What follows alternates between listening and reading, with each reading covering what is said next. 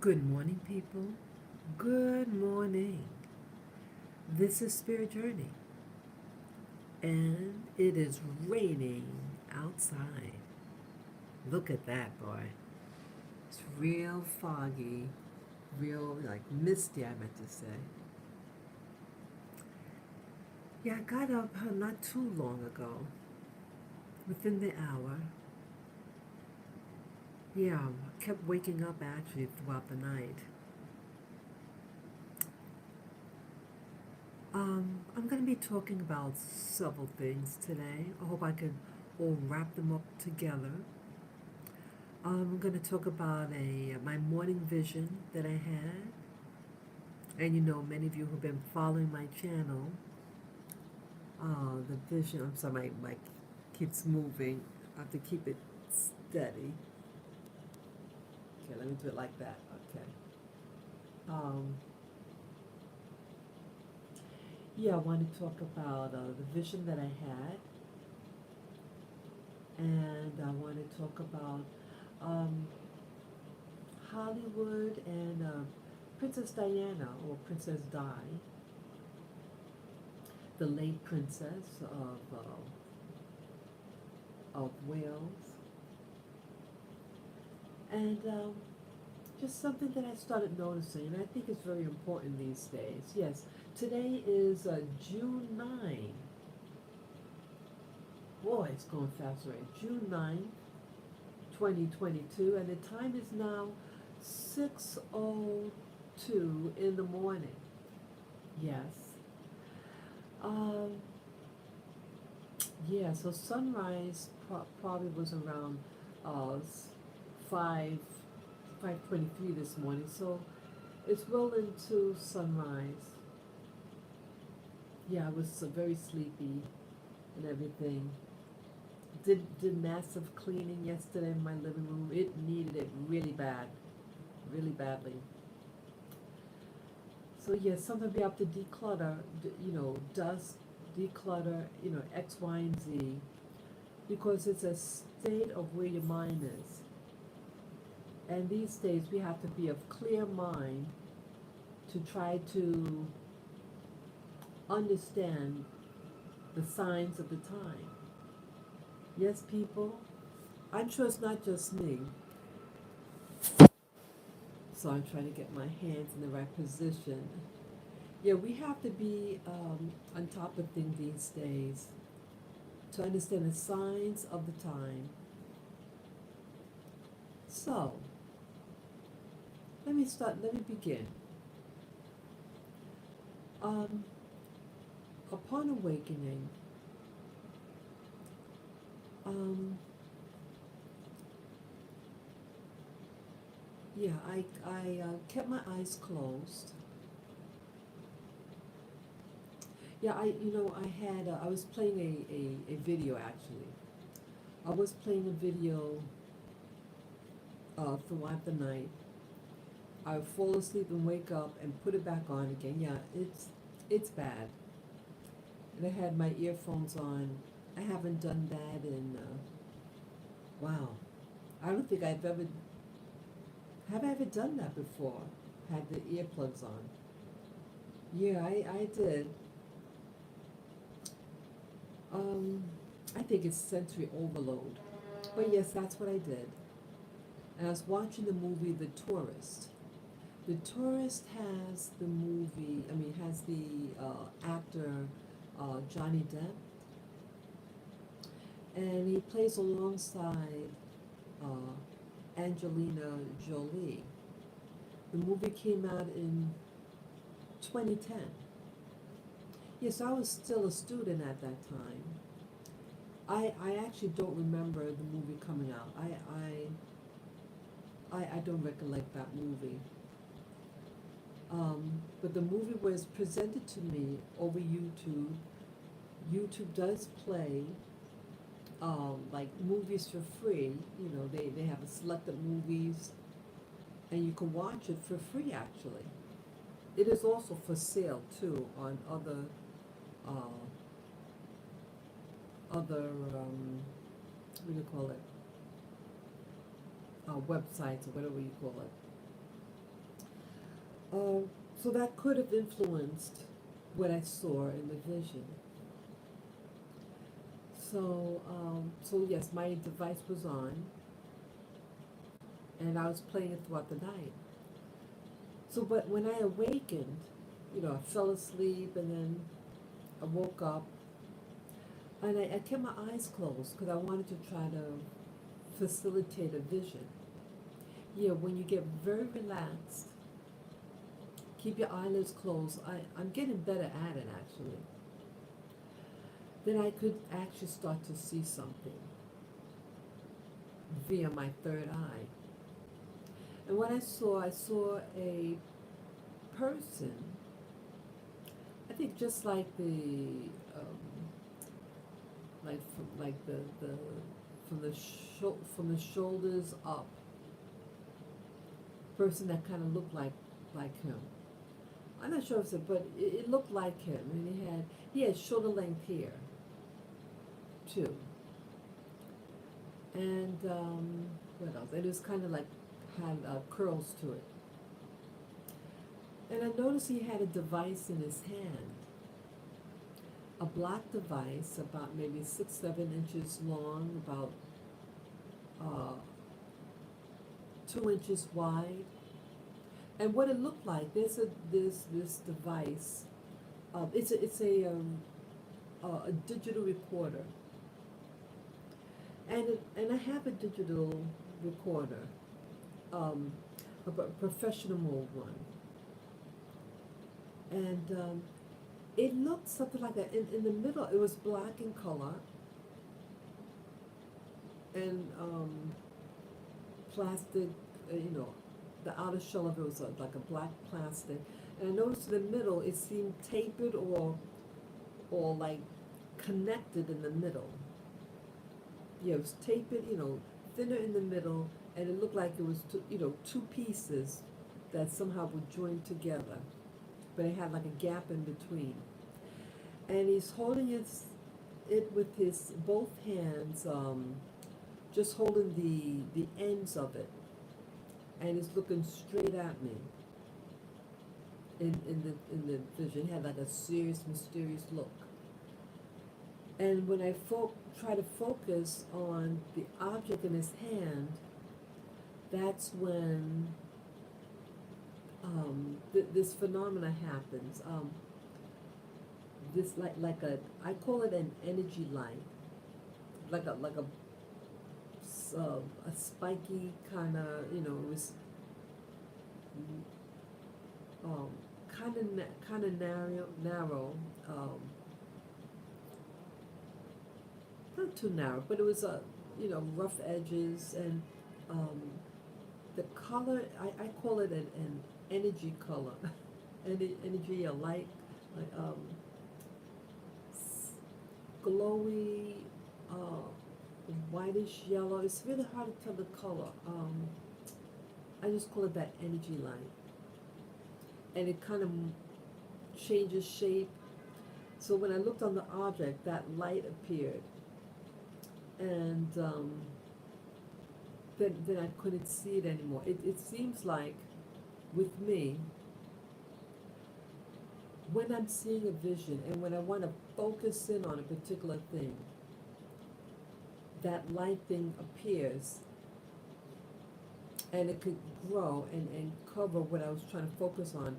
But that light is also where images um, come out from, and I think it is a light, a dimensional light. It's an energy source, and it's in how people would say that our existence, we are made of energy, and that everything is energy, and light is a form of energy, and it's out of that light, and I think it's like a portal, because from it, that's when you could see other realities. And one time there was a reality within a reality. So I see something, like a panoramic view of something, and then in the center, that glowy thing, and is in the center, or wherever where I'm trying to focus on. And then I noticed like one time there was an image inside the light, like a miniature. I said, oh my goodness. So these are like portals or doorways. And the more intense the light, the more that a potential image could come out of it. It was a very brief image, just for a couple of seconds. Really, really brief. So I really asked myself, what is this life all about? Life, and to demonstrate daily when you see these visions and these light portals, dimensionals, and realities come out from it. And here you can see a livelihood within another reality. And they're both showing at the same time. They both could appear, and that doesn't happen often, but it does happen. And I remember something like that happening before, and it was something from the past, I think. And then I see a little miniature, and you see it moving like it's a movie. What are these worlds and realities? And the more I see things like this, sorry, I'm moving had the camera shooting upwards, sorry. I'm going to try to keep it level. But the more I see these type of things, the more I believe that we're in some type of computer, something that our mind can connect to so many different realities, and really our dream world.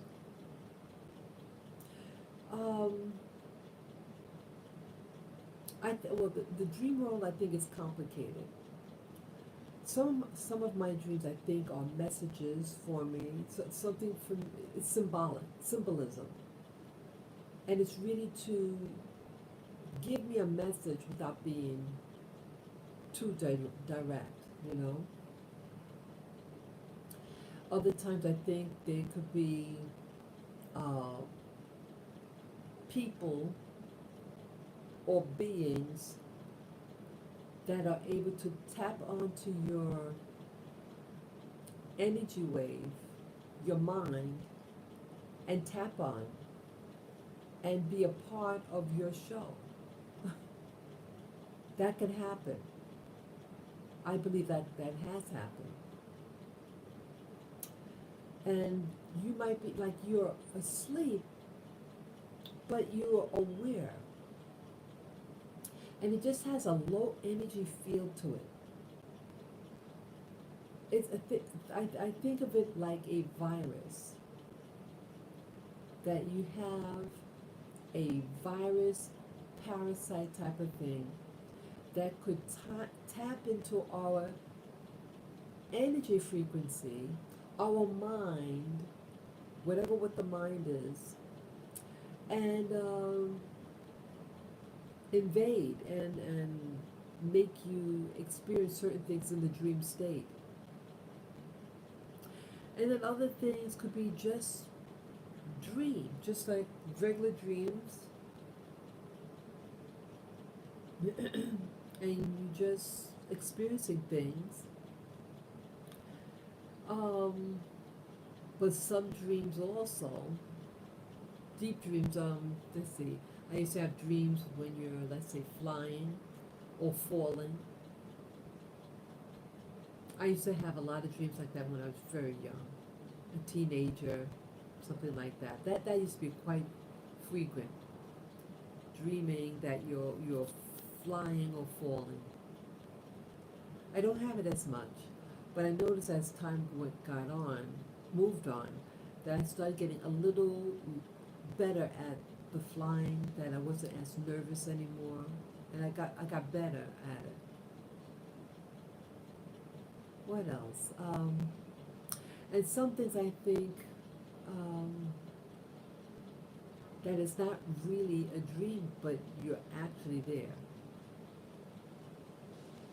Yeah, that you you're just remembering existences.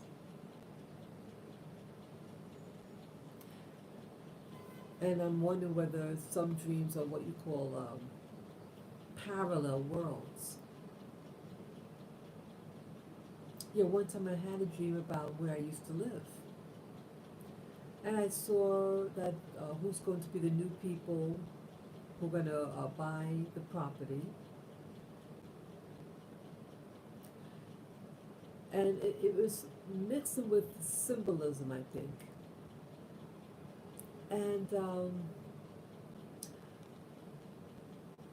so I was hugging this. I felt like I was a little child, and I was hugging this lady. I didn't know. It was on some type of bus. It seemed like an older bus. Um, I don't remember whether everybody on the bus was from India, but the two people that I'm looking at were people from, that part of the world. And I was hugging one of them around the waist, and so I realized, oh, it must have been a very tiny person to be able to, you know, hold that low on her body. They were both sitting, she and her friend. And I was able to think and everything. That was a weird dream. And I think that was the same night, all in the same night. Being on a bus ride with the two Asian ladies, and then the people who would occupy the house that I was raised in. It was very positive, and I had some family members that were in the dream as well, but they seemed younger. Yes, sometimes when I have dreams of family members, they look younger than they actually are. That's quite often. Very, very common. So I start to think, what is this world really, what is it about, the reality? And that leads me into um, a video I was watching yesterday on the late Princess Diana. Princess Diana was the I'm sorry, I said Princess Diana. She was the Princess of Wales. She was married to Prince Charles, and she had a tragic death. And I remember when she died, I remember that. It was, back then we had the radio, and I would fall asleep with the radio on. That's just how I did it back then. Sometimes be talk radio or music. But that was my everyday occurrence. It was just a way of, I guess, focusing, just relaxing the mind and then falling asleep. And I hear I was like in a light sleep, I can hear the radio, and what was repeating was Princess Diana's blah, blah, blah, blah, blah, and died in a car accident. I would just keep on going, the whole night. And then I finally kind of woke up. And then consciously, like, listening to it. And I was thinking, I was, like, dismissing it. As it must be some other girl. Because I knew her, it sounds silly of me now. Princess Di, that's how I knew her as Princess Di. Di for short for Diana. Her name was Diana. And then when she said, gave the husband's name, former husband, and I think the children, I said, wait a minute, that person? I was like, wow. Now, I wasn't really into, that happened in August, I think it was the last day of August of 1997. Yeah, and I was a student. Yeah, and like 1 or 2 months prior, it was this famous designer, fashion designer, had passed away, and she was at the funeral, and she was comforting this singer. Oh, what's his name? I forget his name. It'll probably come to me later on. Yeah, he was extremely popular in the 1970s. He's a gay guy, and they actually had a falling out, Princess Diana and that musician. But at the funeral, she walked over to him, was comforting him, and he turned out like after Princess Diana's death, he wrote a song for her, and he sang it at his funeral.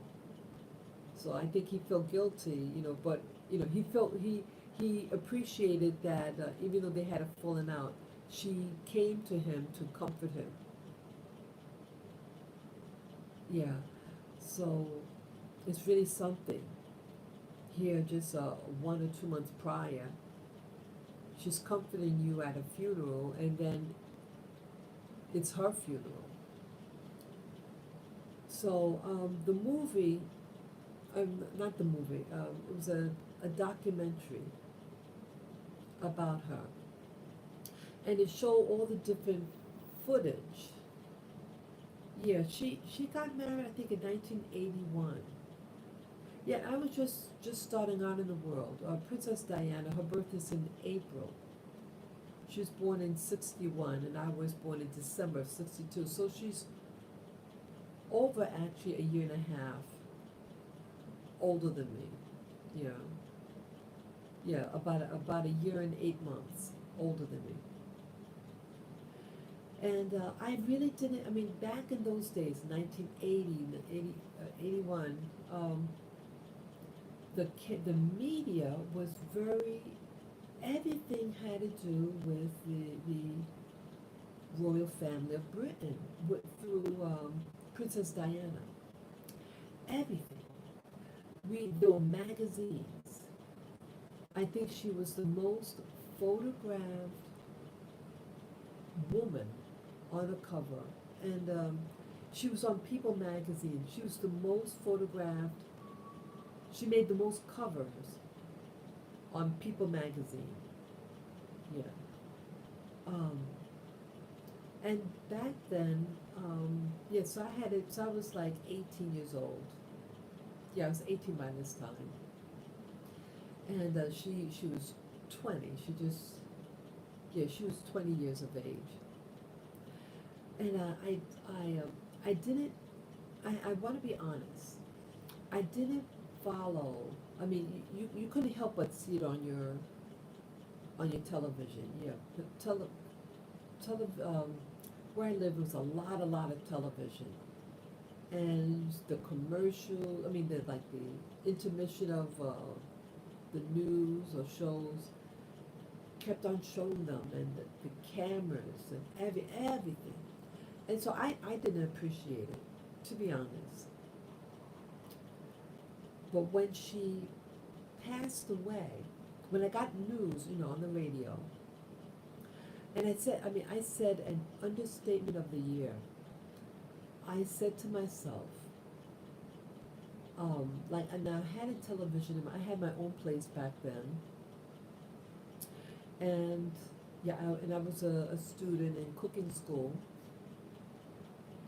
and I said to myself, I have a feeling that this is going to be a major event, and I want to find out what the news has to say about this event of her passing away in a car accident.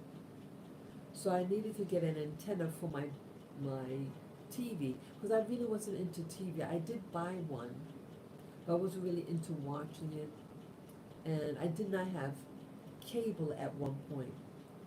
And so back in those days, your TV had to have an antenna on it to be able to get the stations back. So I had to run to the store. I forget if I actually walked it or took the train, but I raced over there to buy a antenna for my television, the old-fashioned TV set, and I started watching stuff on it. That was the understatement of the year. I mean, everybody was covering in back then. Everybody. This was a major, major event, and the TV talk shows, the daytime talk shows were on it too.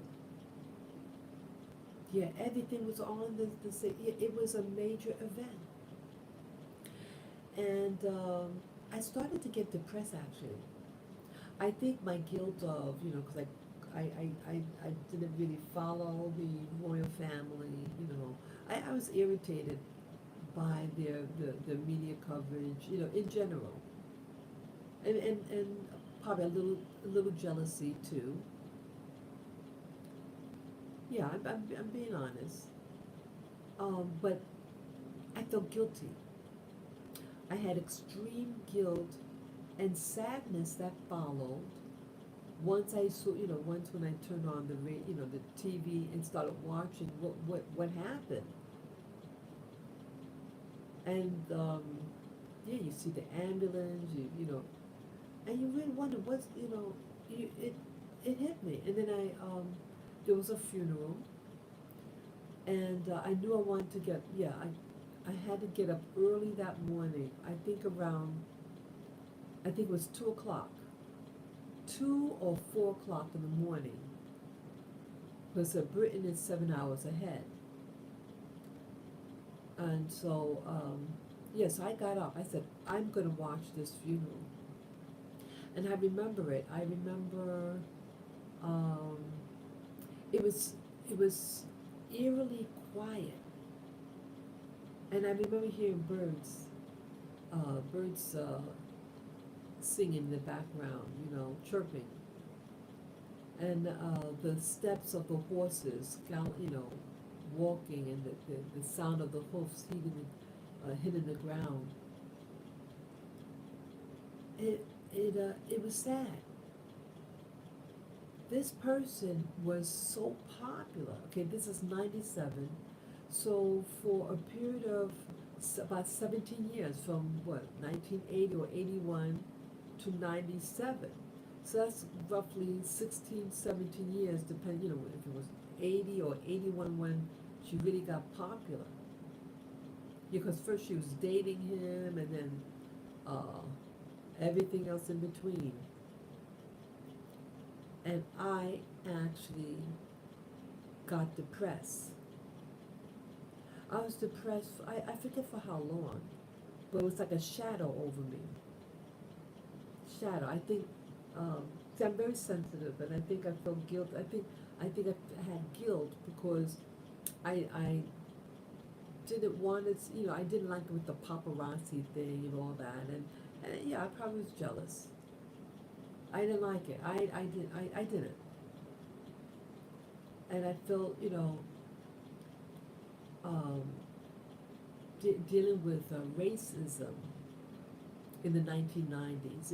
That was a big thing for me. And so I feel, for me, back then the royal family symbolized racial hatred and the like, oppression. This is what it meant to me. And I even during this time even bought. I went to the bookstore and I got a book on her. It was for it was a book geared for young children about her. And that's when I really started. Sorry, my camera. Oh, I have to put the charge on. Put this camera on. I have to plug it in.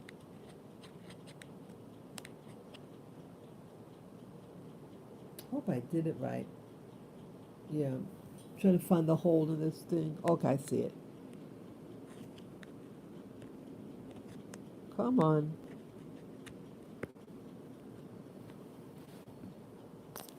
Oh, sorry. Sorry about that, people. Yeah, I had to just plug it in. The battery's getting low. So yeah, I want to be real. And I wanted to understand the person, who she really was, because everything about her was just about her shopping or doing, just things that everybody else does, But I wanted to find out about the person. And they talked about her school. Yeah, it was quite interesting. So, what does this have to do with now, with what I was watching yesterday? Well, this is many years later since her death. This August will make it the 25th year of her passing. And so, watching this now as an older person, yeah, she would have been 61 years old. And I'm 59, going on 60 the end of this year. Um, yeah, for me, like she passed away at 36, and I felt for me that the number 36 was a special number. That it was a number when as a woman, you become your your peak of womanhood at that age. Because I still felt that I was um, perceived as I don't want to say child, but not really taken seriously. But I thought at 36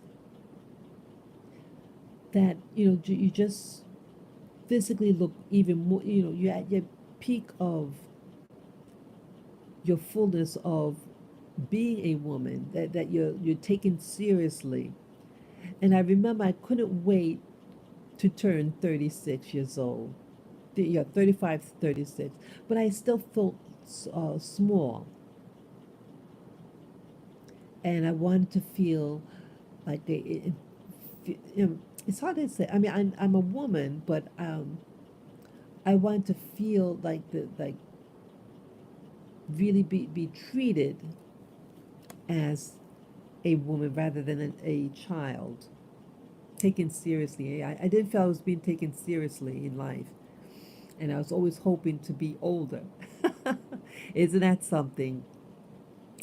I don't. It's really something. How your perception of life. Well, yes, this was my perception at the time.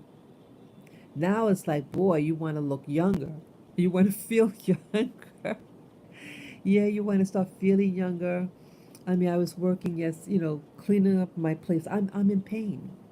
My body actually aches. It aches. My feet aches. Even though I bought these specialty shoes for walking, and it's supposed to help against aches and pain in your body. Yeah, you realize, what happens. Your body, you change. Everybody changes, and how your body recuperates after some type of exertion or exercise. Your body takes longer to recuperate, people. So I'm not the same person 25 years ago. We are all growing. So with the yes, good morning, viewer. So with the watching this movie about Princess Diana, the late Princess Diana, um, it shared a lot about who she was as a person. And that her design, like, see, I never knew about her bulimia. I found out all about that after she died. I also found out that she was not a good student. She admits that her last school she got all D's, and as in David. And so this is where the illusion comes in. See, the illusion, we all, I think we all are faced with different types of illusion. And the illusion here was, for me, growing up, that certain people have it good.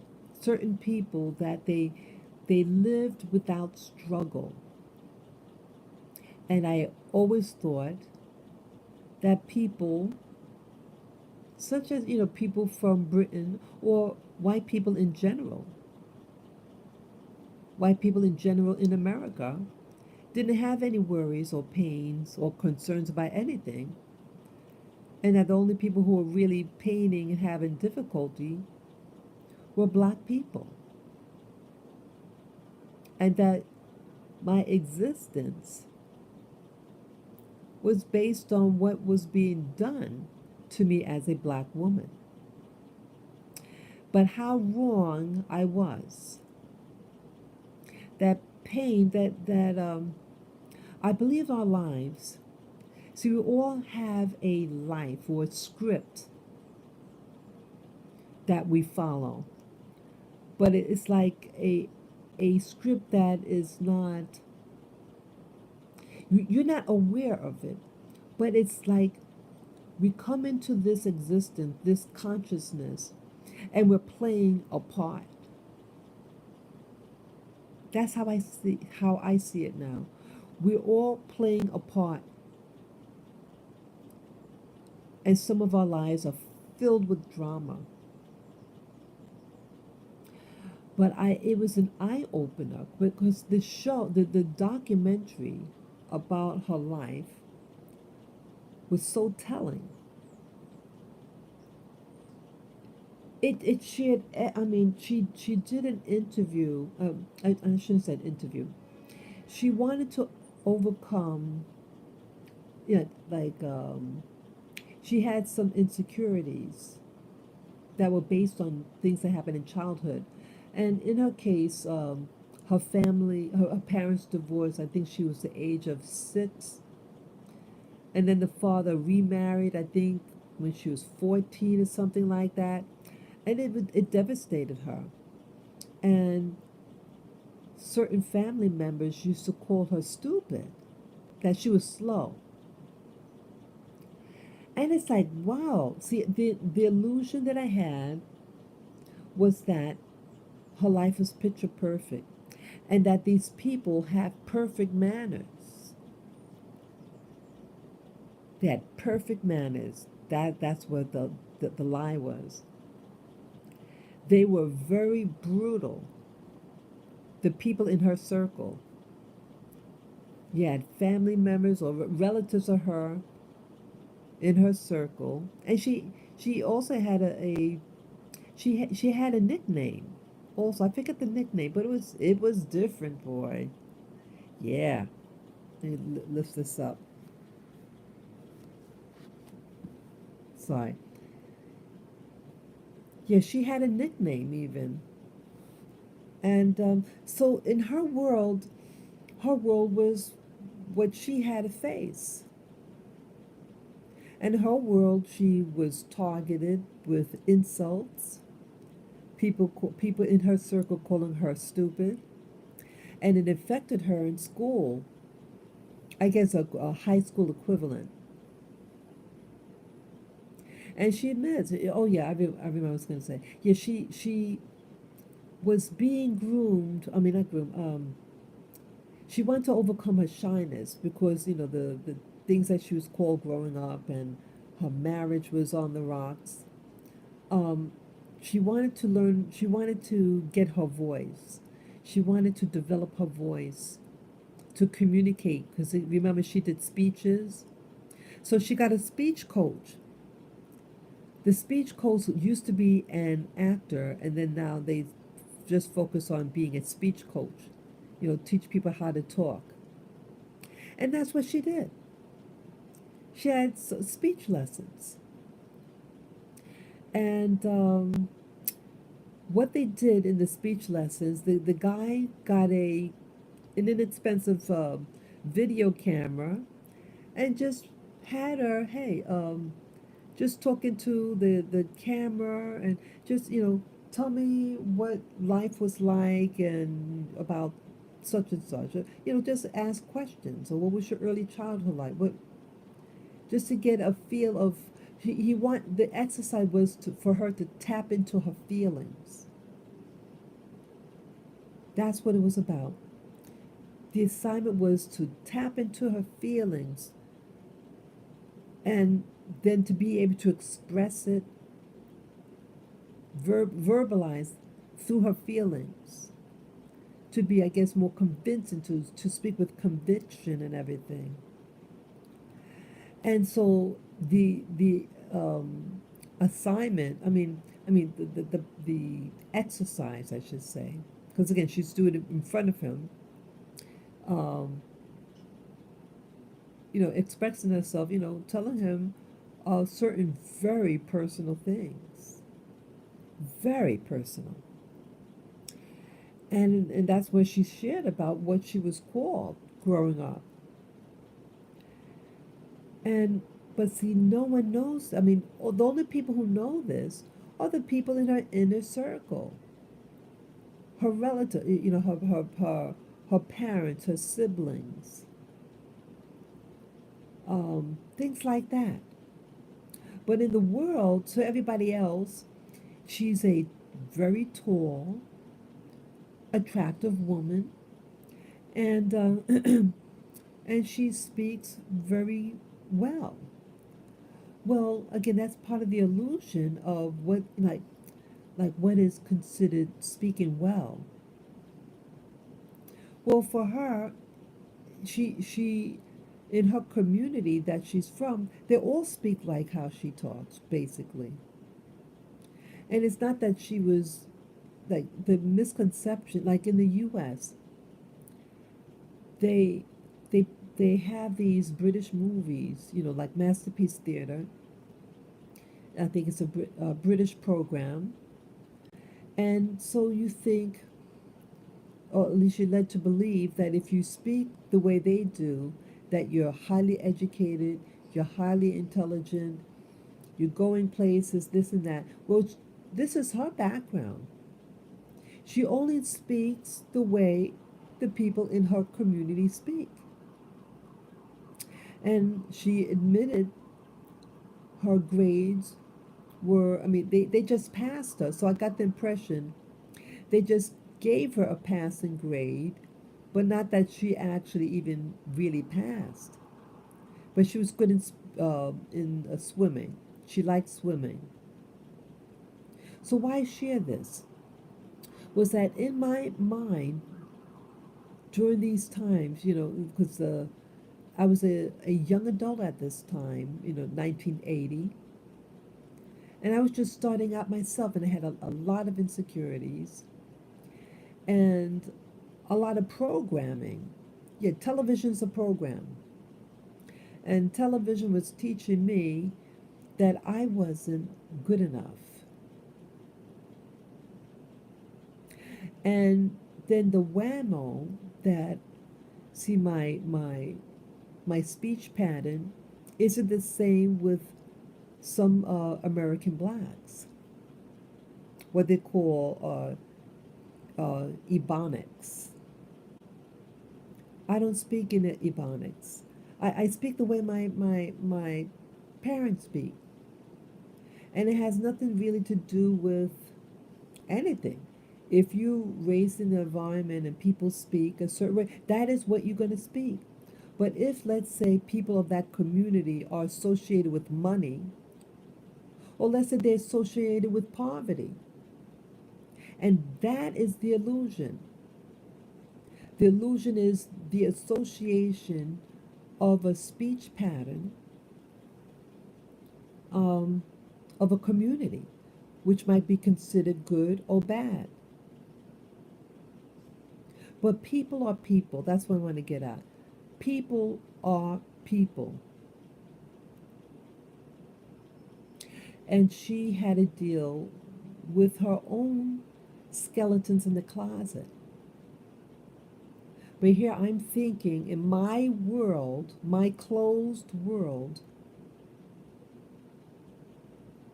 that I was suffering, that other people were suffering. I had no concept that these people could be suffering. We all are living in our own little box. We all live in a box. And some boxes, we have to learn how to overcome. How do we overcome these illusions of inadequacies? Something that they can make somebody who, oops, sorry, they can make somebody who feel unattractive, and they might be a beauty queen. And you really start to wonder, wait a minute, how could this person feel that they're unattractive when they're the epitome of beauty in some circles? Well, that's where the targeting comes in. We all have our own demons because we all live in our own heads. Everybody, everything has its own drama. I mean, they even talked a little bit about Prince Charles. Wow. Would never know it. How you perceive. But they said that he was actually shy. I can't believe that he was shy. But his so-called arrogance, if you're taught that everybody's supposed to serve you, and one day you're going to be king, and he used that as a weapon once against his own father. His father is not king. His wife is. Queen Elizabeth is the queen. He's not a king. I thought, like with that king and queen, that if they're married, you have a king and queen, but no. Because he wasn't like in the next line of succession. He married into the family. Yeah, he's royalty, definitely, but she gets the queenhood, and he is the prince or something. Yeah, he's not king. His status is not king. But Charles, upon his mother's death, he becomes king. And so they were having a disagreement, he and his father. There was some conflict. Yeah, the parents, his parents weren't really tentative to him. He's raised with nannies. I think he went to boarding school. So he's disconnected, and that creates a whole slew of other problems. It seems like that things are socially set up. This is important. That things are socially set up to maximize the effect of things that will harm you. What could we do to intensify this person's existence, to cause pain or discomfort? But on the surface, everybody who's looking in just sees fancy clothes, servants,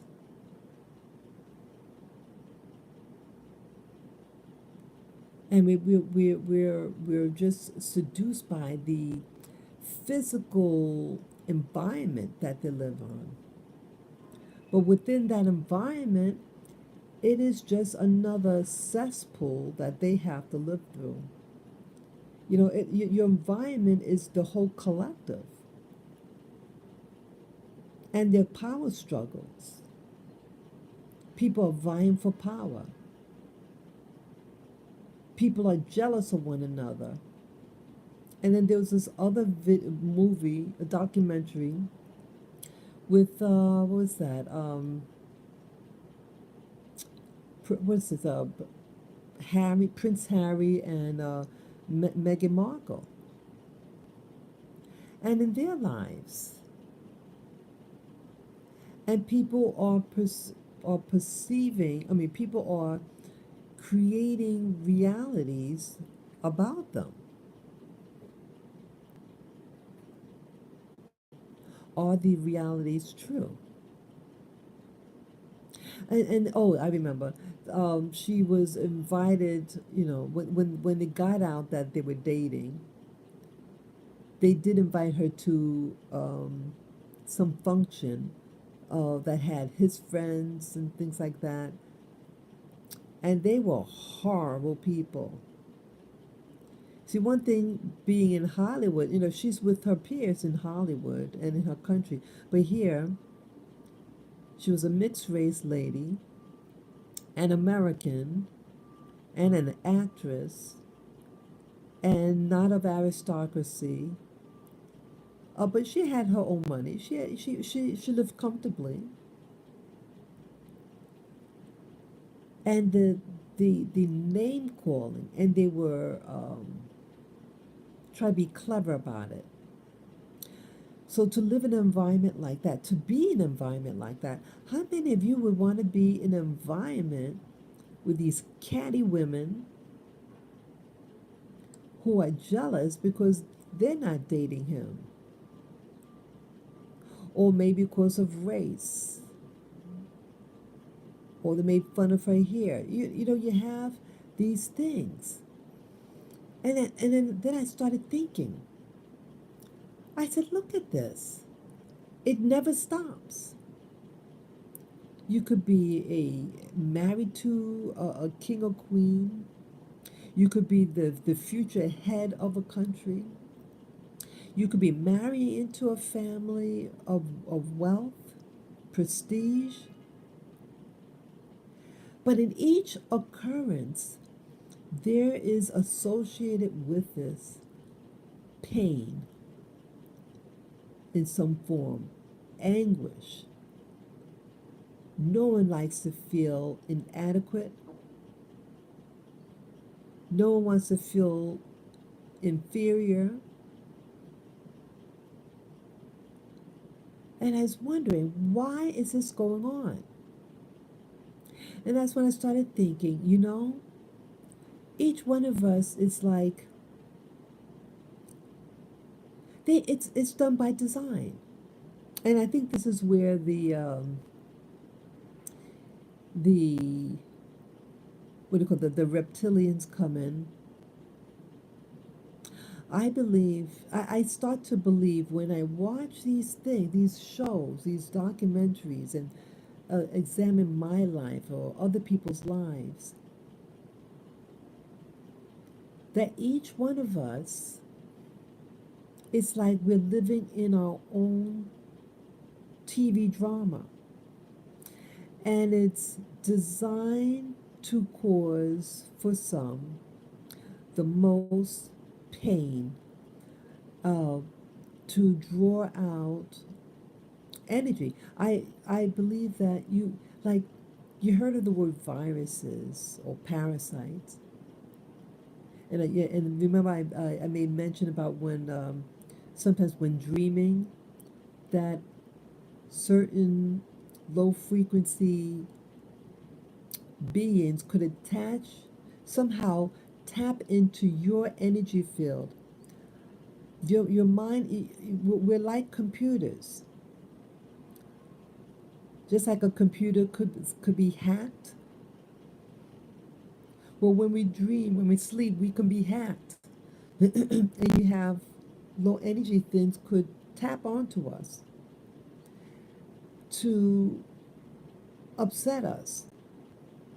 And it's designed to make you uncomfortable, to extract the most negative energy. It lives off of negative energy. We produce energies. Princess Diana, her life had energy, negative energies about her, and eventually they killed her. The ultimate evil that's done upon someone to extract And David Icke talked about this. He was interviewing this lady. Um, I forget, something of a goddess. The video name is, I forget the full name, but it has the word goddess or mother goddess. And she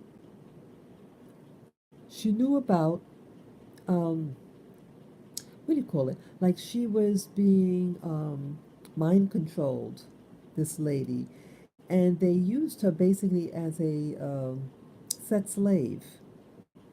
I know this sounds all bizarre, but it's on the internet probably. That's where I saw it.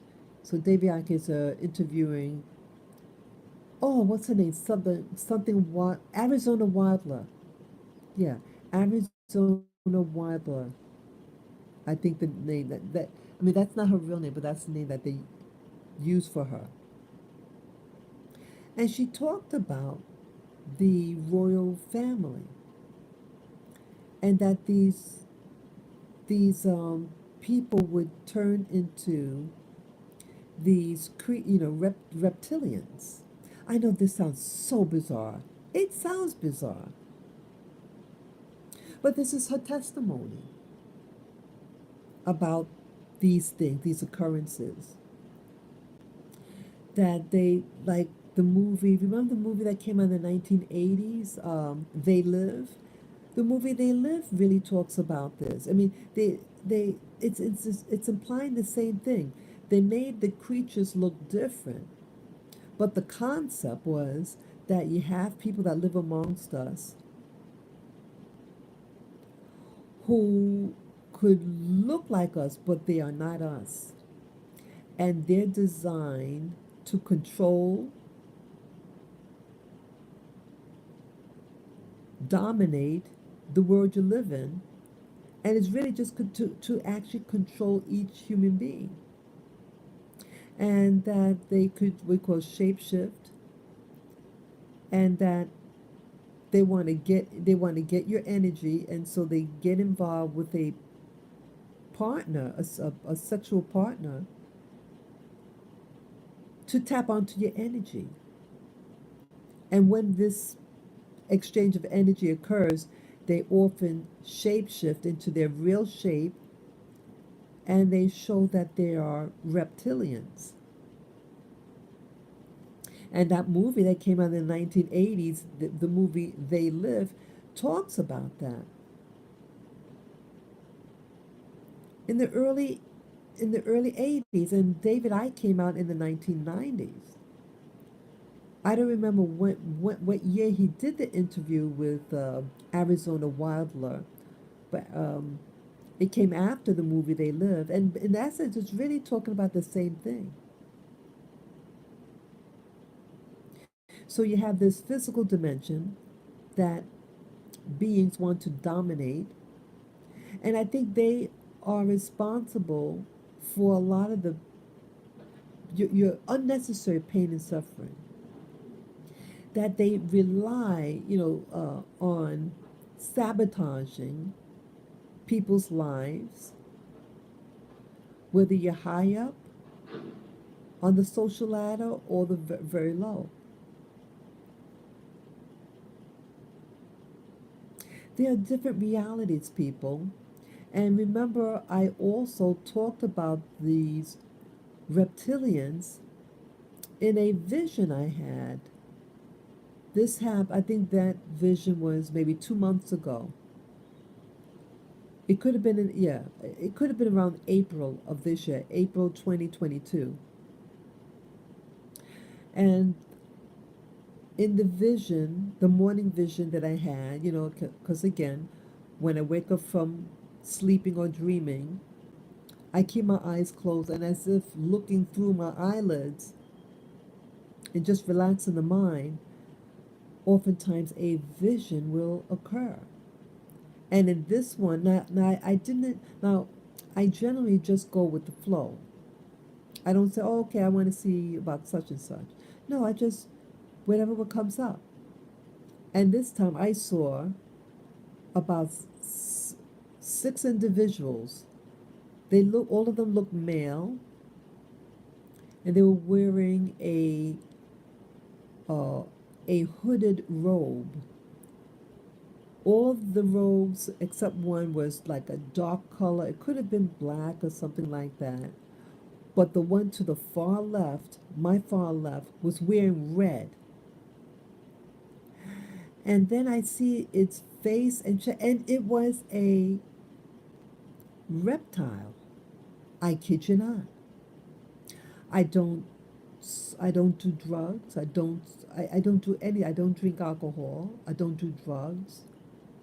And it was just a spontaneous vision, from the technique that I've been using since 2017. And I saw this. I saw it.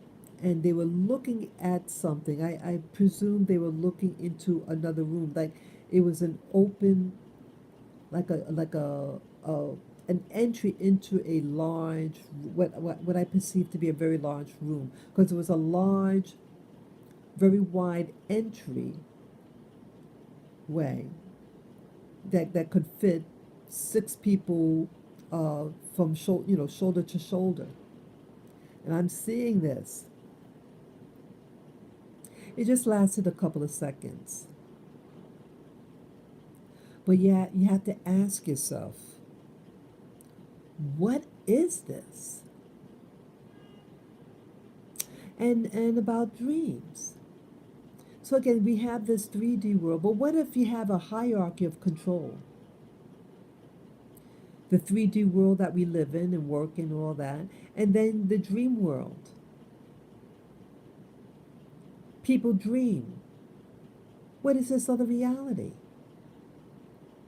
We can have dreams that we're flying. We can have dreams, so many different types of dreams. Some of the dreams could be just symbolism, as I mentioned earlier, or some dreams could be, you having a low energy frequency attachment that exploits during your sleeping stage. It's like hitting you behind the back when you're at your most vulnerable, when you're asleep. And these attacks could occur. And I think also it's tied in with the movie The Matrix. See, Hollywood is trying to tell us something. Yeah, it's sharing some of the things that's, I think, actually happening to us. And as The Matrix talks, what does The Matrix talk about?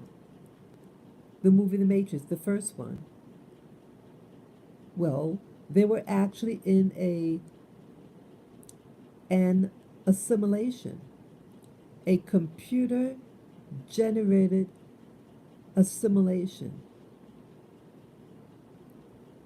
They create a world scenario. You have a job, you maybe have family, you live at a place, but it's all generated in a computer. And each little, what do you call it, pod where those people are in, each person experiences their own reality. It'd be really something. How do they decide who's going to play what part? Is it just like a random thing, like a TV, like a television set? They have all different shows, and you just tap on. How did they decide who's going to play what? Who's going to be a male? Who's going to be a female? Who's going to be a child? All these things. And all these things is just is designed for you to generate as much energy, fuel for something else. It's not for your benefit.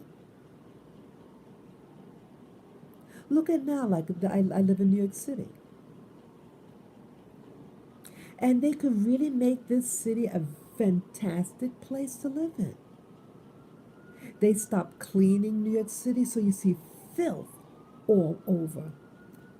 I was born and raised in New York City, and I lived in this neighborhood for 19 years.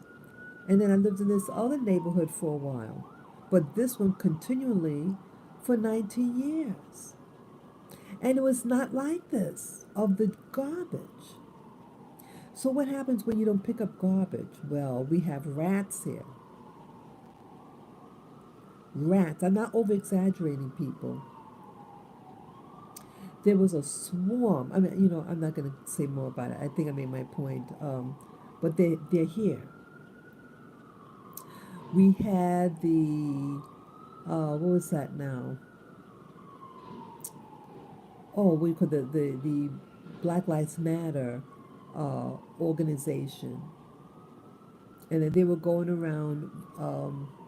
The people behind it were going around destroying businesses. Arson. There was some arsonists. Not arson here in New York City, but what do you call it? What, vandalism. There was extreme vandalism. In some states, they had arson. Why? Well, I think this is about, again, extracting. See, society could be really nice and cozy, and everybody have a job, right? But they're deliberately bringing in people, and this is not an anti-foreign speech. It's not anti-foreigners. I'm not anti-immigration. I'm anti-sabotage. When you create an an environment and get people who do not have money, masses of people who don't have money, and then bring them to a location, and because you can pay them less, they are hired, and the local population do not have jobs to go into. So this causes a rift. So this rift occurs between the locals and the newcomers, and it's just for the locals because they're not getting a real living wage. It puts stress on the resources of a community because again we have taxes, and when you have a group that's not paying their share of taxes, this relies on the government to support this new system, and it affects all of us. It's affecting all of us, and it's setting up um, of potential fighting. What do you call it? Xenophobia.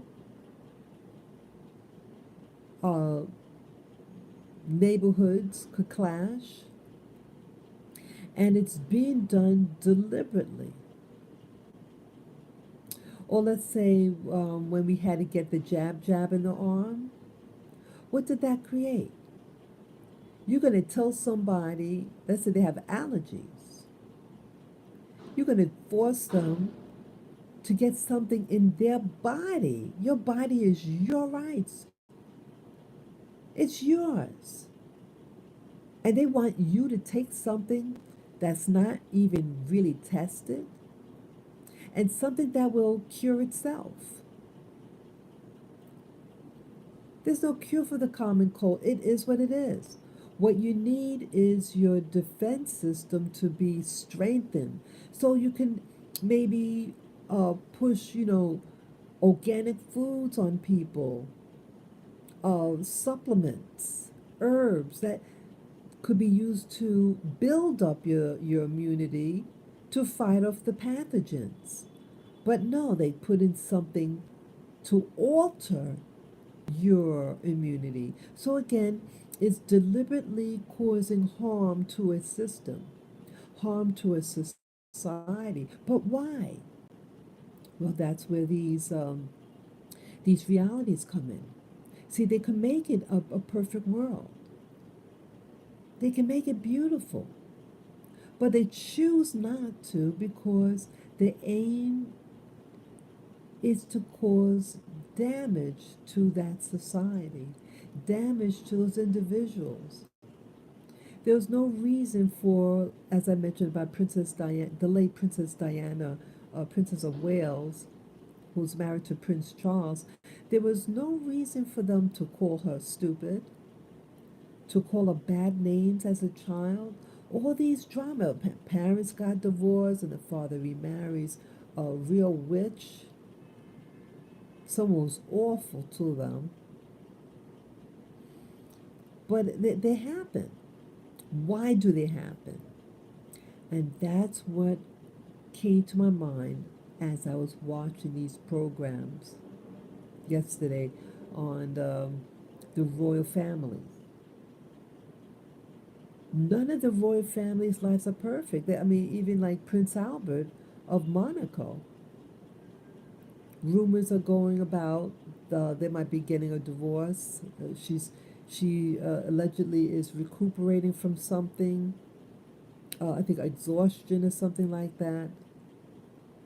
These are people who have needs. Why when you have to be hospitalized for stay at home. Well, it was more than just staying at home. Something is happening, people. That's what I'm getting at. This is not a natural thing that's happening to these people.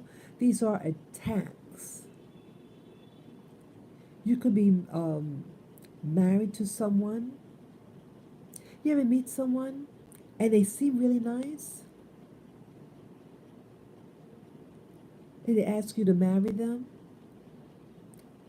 and then whammo, like Dr. Jekyll and Mr. Hyde. People aren't who they appear to be. People have other halves. And you only see that one part, what they want you to see. And that's where intuition, what do you call it? Intuition comes in. These are days that we have to really start to develop our intuition. We're meeting people. I'm like meeting people, and some of them I question with that want to try to get to know me. So I mean, I don't want to sound paranoid, but you just see, okay, that some people try to slowly try to introduce themselves in your life, and they may try to initially flatter you, and then as time goes on, they start to insult you. And it's subtle. And you say to yourself, boy, why do I feel angry after being around this person? Yeah, I know they said such and such, but they weren't like that before. This could be that certain beings could be as being assigned to you. I mean, I know I'm really going out there, but I'm trying to understand certain things. That what some things just don't make sense. That people could be assigned something to them to get them. Sometimes they try to make you feel to trust them, that they're your friend, and then slowly the pattern changes, and you feel like they're verbally abusing you. It's subtle and try to make you feel inadequate, ugly. Oh, you're getting a little fat, or you're getting a little skinny, or your hair is it's something. It's always something. I think these are. I wonder, are they like beings that are trying to come upon your world existence and designed to make you feel bad, make you feel inferior? Because that's I mean, just like people grow plants and everything, and you may do certain things to try to promote um, it it grow, it to grow like pruning. Like you have a plant, you might prune it back because this that initiates it to get fuller. But what if you're being pruned by something to extract from you? But what do they want to extract from you? Negative energy. Negative energy. Because they feed off of that negative energy. Or I'm hearing more people talking about what they call adrenochrome. Adrenochrome. Adrenochrome is when your body, when it's under stress or extreme fear, produces adrenaline. But there's I guess a component of that called adrenochrome, and they say it produces a high. Like if you drink that substance, it gives you a high, and it's supposed to give longevity. What if that's what this life is all about? Just like we plant trees, we have maybe chickens and cows, or maybe they're beings that feed off of people, but feed off of our energy.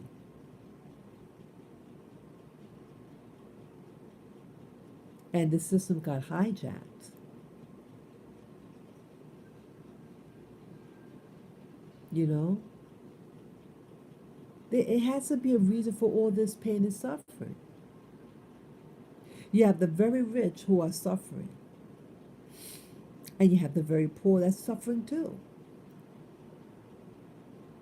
And that things don't make sense. That things could be done in a very helpful, nurturing way, but it's like it's being bypassed and deliberately doing things to cause harm, such as um, these viruses that are being made.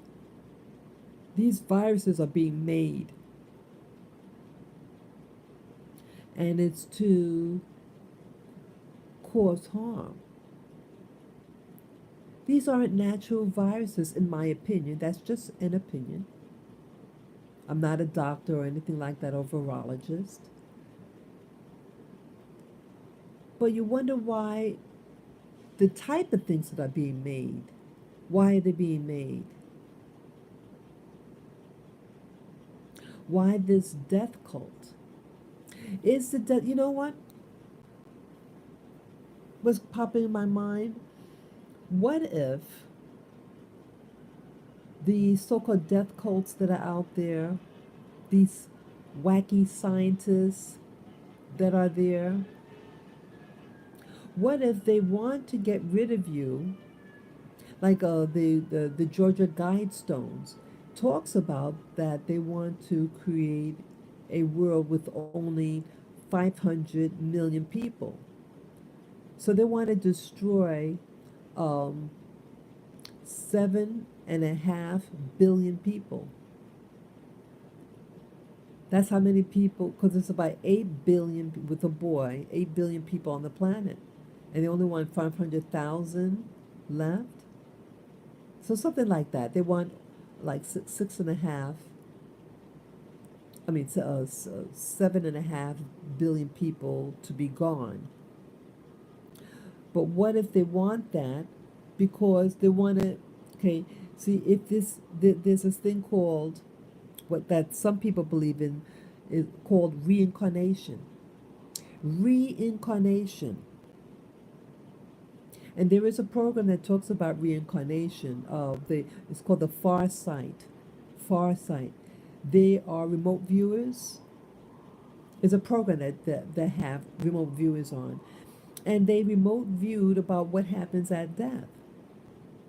And the remote viewing session showed that what's surrounded by the planet is a grid. And this grid, hi Cheeseburger, Good morning. And this grid um, can be used to, well, trap the souls here on the planet, and also they use this grid. They could send people to your, like when you pass on your spirit is energy, and your spirit is consciousness. Just like when I do my meditation and the things I see, this is all consciousness, energy that is communicating with your energy or consciousness. And they could present themselves, according to the program, as loved ones.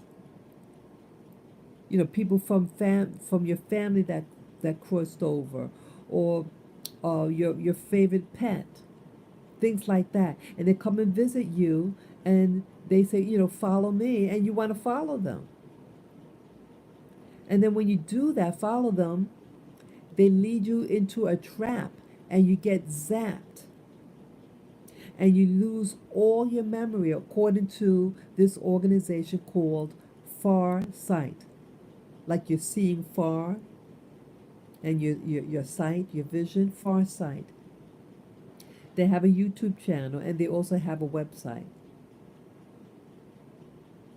And once they zap you, they take your soul, and then they put it, they you get recycled, and you have to come back here again.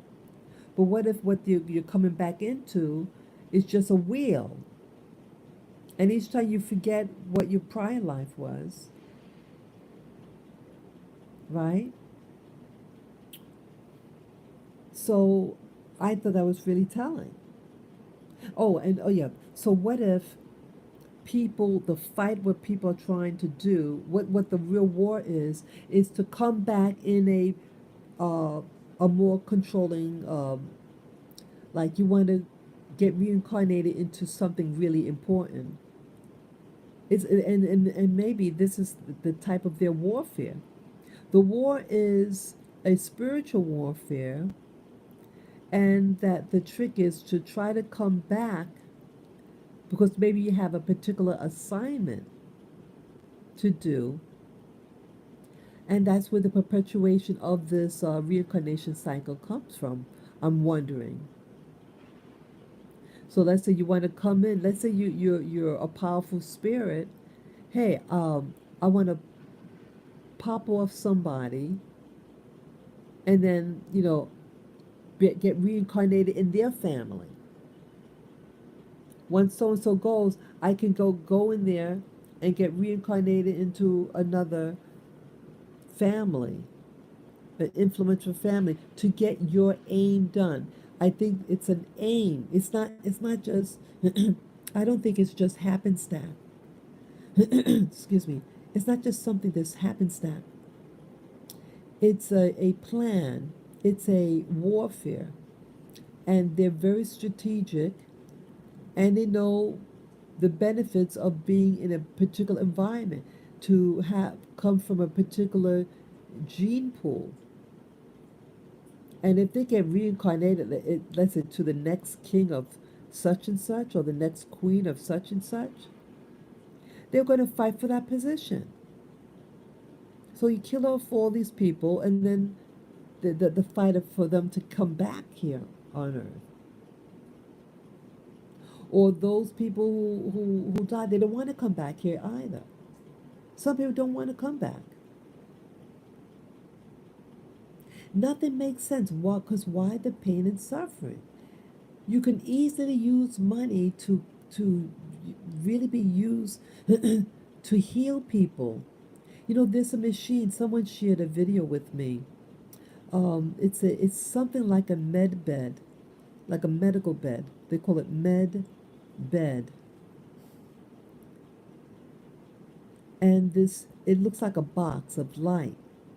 And this individual, parents were like physicists, engineers, and she followed in their footsteps. And she devised this med bed type of thing. It looks like a box, a rectangular box. and this light shines from it. And this lady's being interviewed, and the person interviewing them, of a family member, I think it was, got healed from it. And that's why he's interviewing her, because it's a family member or relative of his. Uh, they had used this thing on them, and they got healed. Everything is energy, and it could repair. So you got things like that. You have people who are, what do you call it? Are inventors. You heard about the person that got patented or was going for patency, um, a car that runs on water. And coincidentally, that person that was trying to patent his water powered car got killed in that. Oh, what was that one? I think the one in Texas. It could have been, I forget whether it's Texas or, yeah, I think it was Texas shooting. I could be wrong. Either Texas or the thing upstate New York, but Buffalo. I forget, so many shootings now. Why are there all these shootings? And all these young people are losing their mind. I don't think they're losing their mind. I think they are being triggered, people. They are being triggered to quicken their aim, the system's aim of control. They want to control this planet, and they want to take away your rights. You notice now, I mean, I don't want to be insensitive. I'm going to pull out this plug here. Oh, sorry about that. Yeah. Yeah, I had to plug in my device, and my body was all twisted because it's too short, the cord, and it's hurting my back now because I wasn't sitting correctly. Yeah. So yeah. But you notice though that all these people that, yeah, they make sure now that, okay, one of them, let's see, one of them was a white guy, and then it was this oh, what was that? The black guy from the subway. We had a subway shooter. A Hispanic fellow that was with the school. Yeah, so you notice that they're showing now an eclectic type of shooter. Because now they want to make it more convincing that it's not just minorities, you know, it's everybody. And which gives reason to put new regulations on what type of firearms you can have. And I think that's what it's all about. I'm not trying to sound insensitive to the people who died. No. I am pro life. I am pro wellness. I am pro happiness. And my condolences to any of those individuals who were harmed or died from these horrible, horrible events. These events, in my opinion, again, it's just my opinion. I think it's by design. You notice they all look really bizarre when you know, the face of the people, the mugshot. They all look out of it. I wonder if you examine these people who are taking away people's lives with firearms, how many of them had taken the vaccine? How many of them have taken the vaccine? I think people are being triggered. And I heard that certain things could be assembled once it gets inside your body. So, on the surface, these so called I call it bug juice. I'm going to call that thing that they put inside your body bug juice. You get these injections of bug juice in your system, and on the surface they seem harmless, but they could reconfigurize, could recombine, reassemble once it gets inside your body, and it becomes a new entity, and it's doing something to your mind. It's doing something to you. Why would they do? Why? You have to start asking yourself, why would they do something like that when there's enough resources for people to live very comfortable, happy, but that's not happening. And so my explanation could be the possibility that you have these beings who are just trying to take over. They could try to take over in your physical world, this 3D awareness, or your dream world. And again, I already mentioned that I saw in a vision during my meditation that reptilian. It had a face like a crocodile. I know it sounds quite bizarre. It sounds bizarre. But I saw it. I wasn't trying to see it. I was just meditating, and then boom, I saw it. And these are the same things that David Icke, the researcher, talked about. He talked about it. Credo Mutwa, he talked about it. People are talking about it. So I believe that these things are real. I know what I saw. Spacecrafts are real too. I saw those too during a meditation. I saw it as clear as day. They're here. Why are they hiding this from us? They want to create a reality that 6,000 years ago, this Elohim created mankind, and they want you to believe in that base your whole life on the scripture. It's limiting. There's civilizations before the Bible, what we call the Bible. Before the Abrahamic religions, there were other faith systems. Civilization is another name for the reptiles, I think. The reptiles are artificial. They want to create an artificial existence. They want to create concrete jungles.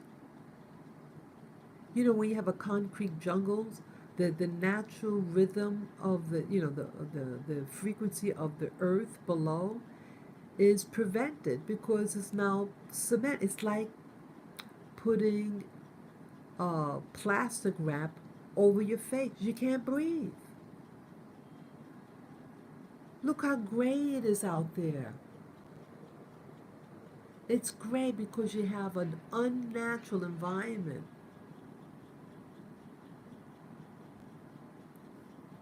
And I'm noticing now you have the natural environment.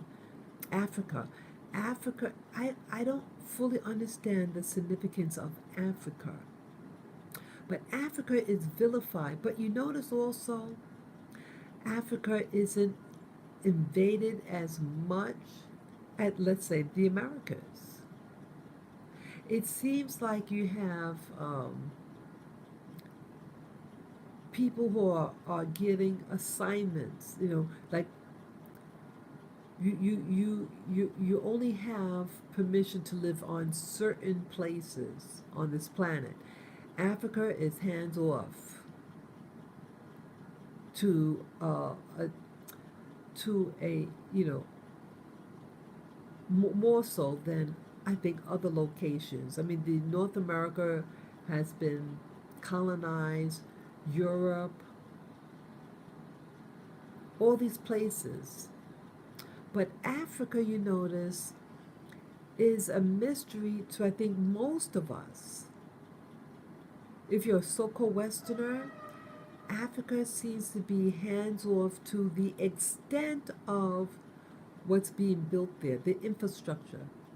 There's no reason why the infrastructure isn't there. I mean, look at um, Australia. Australia is a new, pretty much a relatively new country. It's a relatively new country, but it's taken over. I mean, they mostly live in the coastal areas, but the interior is kind of it's too harsh for the European. The European has its limitations on where they can live. You notice, like, even though you have the transatlantic slave trade, on the West Coast, there are really not that many white people there. Why aren't they there? I mean, that you have a handful, but not. You know what I'm saying? It's not like New York City, or California. Certain environments they could tolerate. They can't. The European, the so-called mainstream European cannot really stay there for long. I mean, they might have vacation spots, but they're not there long. And I'm wondering whether there's an agreement in the hierarchy on this planet that is hands off. They say Africa is the most genetically diverse continent on the planet. It's the most genetically diverse. So I think they have to keep that diversity enough because they're going to not borrow, take resources from there to survive on when needed. Yeah, they could have wiped out Africa like they did North America and throughout the Americas, but they did not. They didn't. You have to ask yourself why. Why was this system implemented? Why are some areas um, populated with certain types of people and other areas it's not populated? You have to ask yourself why. Maybe there's a hierarchy. And the heads up who run this domain are saying Africa is hands off. But they do control remotely. I do believe that they control Africa remotely. So that you have a remote control for your television. Well, I think some things are handled remotely to effect change in Africa. There's no reason why it's in the state it is. They don't want to develop it. They want to keep it raw. And it's raw for a reason because see, I think Africa is really the heart of the planet. You kill Africa, you kill everything else.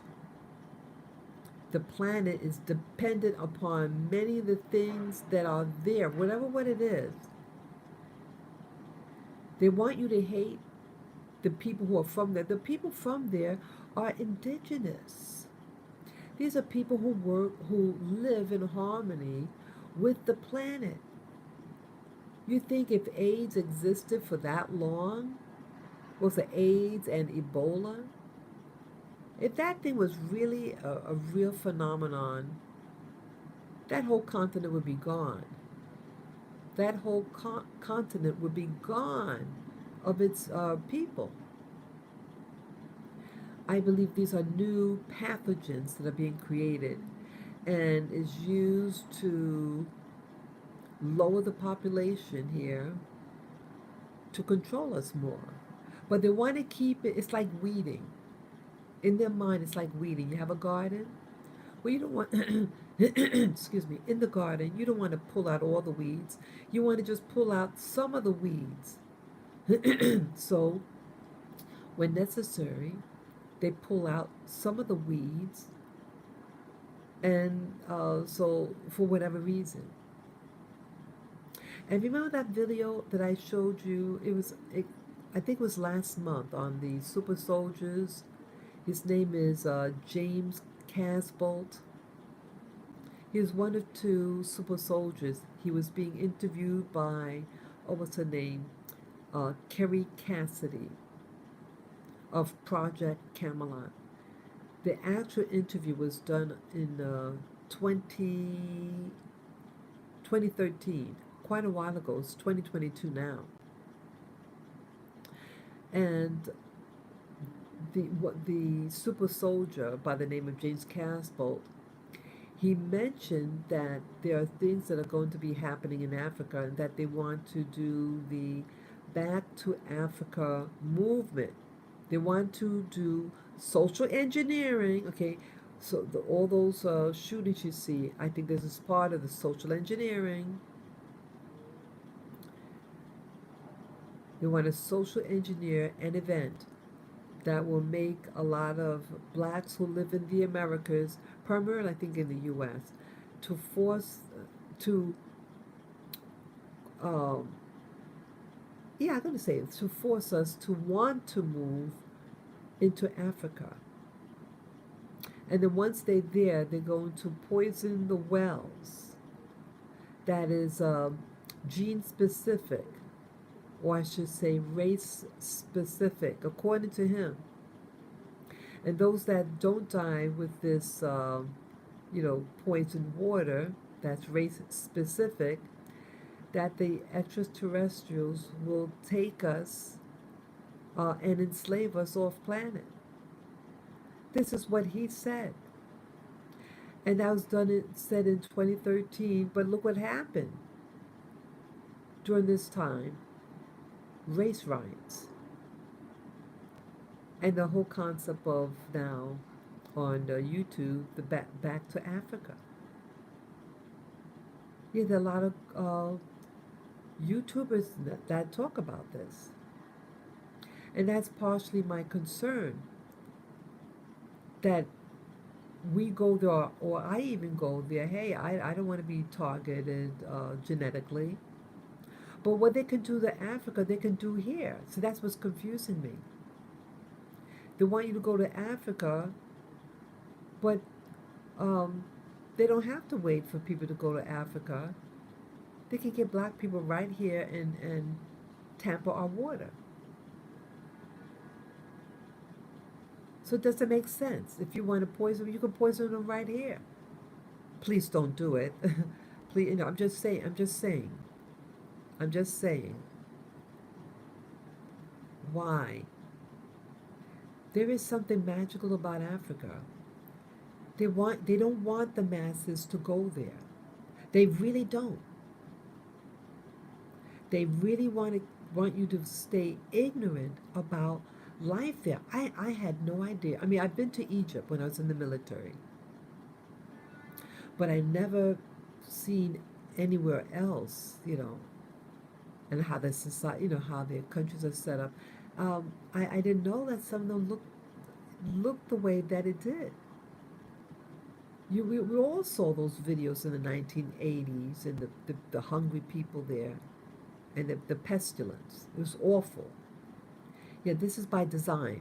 They want to condition black people to just see the negative half, but there's some positive things about it. Yeah, I think that Africa has a chance to survive what they're trying to promote. They're trying to promote this type of lifestyle. They're trying to produce fear to control you so that you just, now it has that monkey thing. All of a sudden, like you had Americans leaving the U.S. and going to certain countries.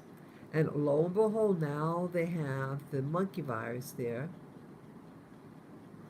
And they have, what was the other thing about it? Yeah, one of them, this anti-American sentiment.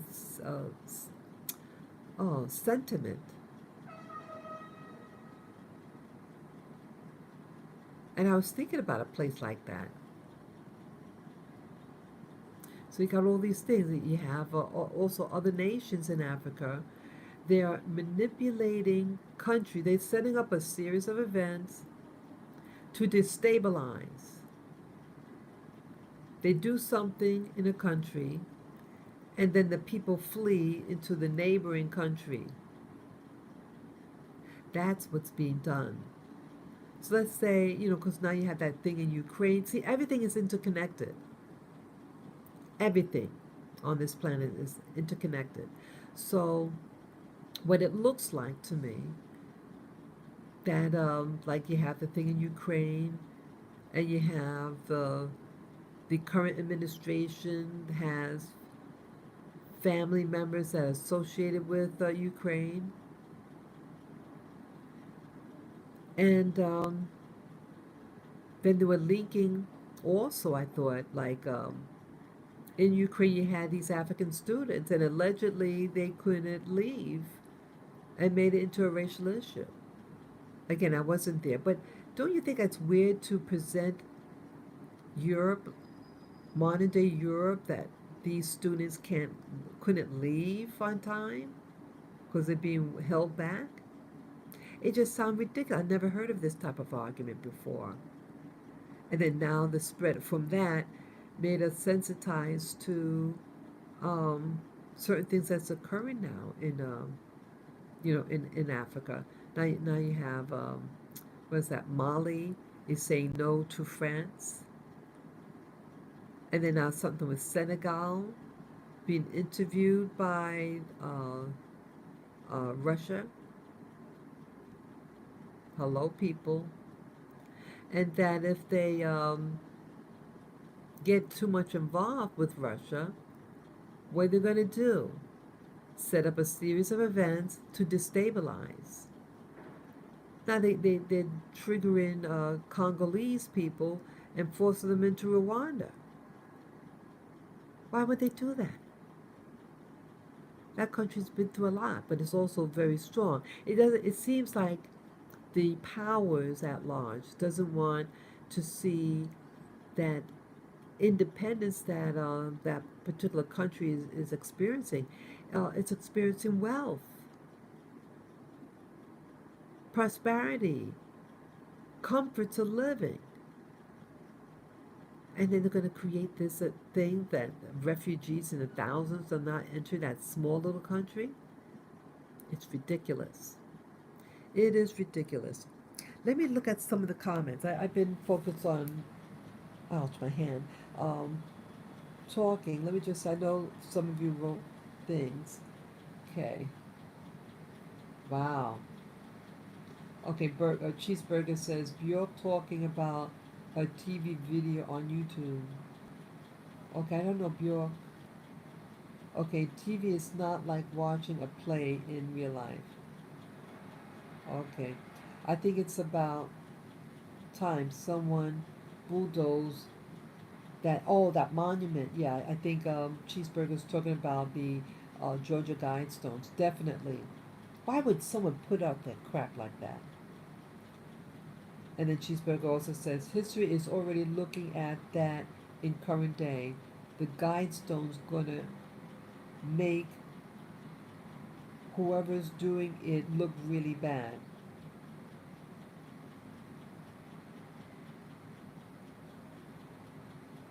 Okay. Oh, okay. Good morning. Yes. Lucifer wins an angel. Oh, Lucifer was an angel. Mm-hmm. And keep that in mind. Okay. Yeah, they killed the H20 patent creator. Oh, I got. Thank you. H2O creator and the gasoline vapor river patent. Okay. Yeah. I think some things are smoke screens. They have these things happening, and it's a cover up. You know what else was a cover up? Let me tell you. Thanks for bringing that to my memory. You hit it on the head. What I was alluded to, trying to say that you had the guy um, getting killed by the shooter, and he so happened to have this patent. But about 21 years ago, remember the DC sniper? The DC sniper was a smoke screen also.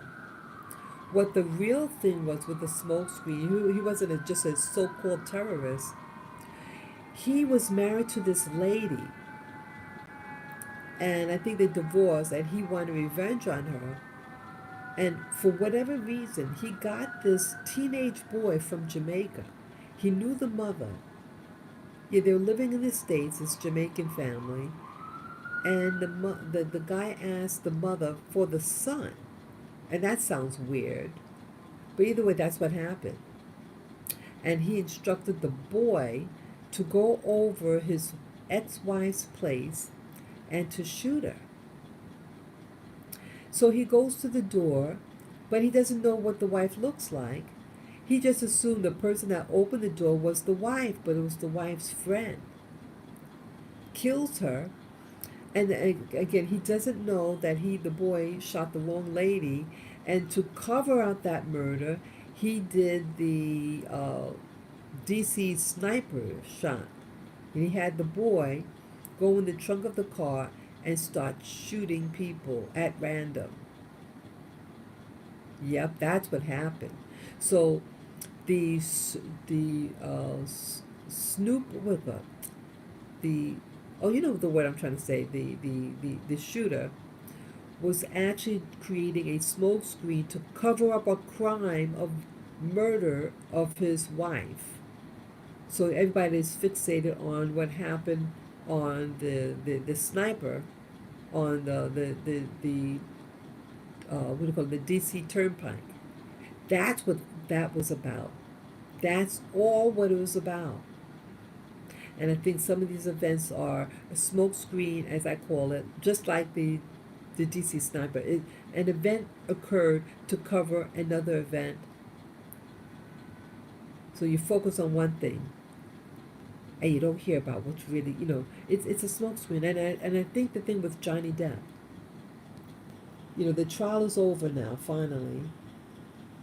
But I think that trial was, again, to cover something else. And now there's some story about Angelina Jolie and Brad Pitt. He started a vineyard somewhere. In fact, he started it. But they're married and everything, so they split down the middle. Well, she sold her half. She should have just sold it to her husband. So now this is going to be probably a trial, right? Something else must be going on. Something else, some type of cover up, I think. Yeah, get ready, people. Yeah, a lot of things just to distract us, to make us scared, and to extract our fear, our energy called fear. Let's see what else. Okay. Oh, what's that? Okay, Cheeseburger said, you saw the Egyptian messenger, Ahmed. Oh, I'm not familiar with that. What's that all about? Okay, Cheeseburger also says, in the Hall of Two Truths, and Anubis weighed the heart of a person against the feather of Ma'at, the goddess of truth, which was depicted as an ostrich feather. The feather was often pictured in Ma'at's headdress. If the heart was judged to be impure, Ahmed would devour it. Very interesting. Very interesting.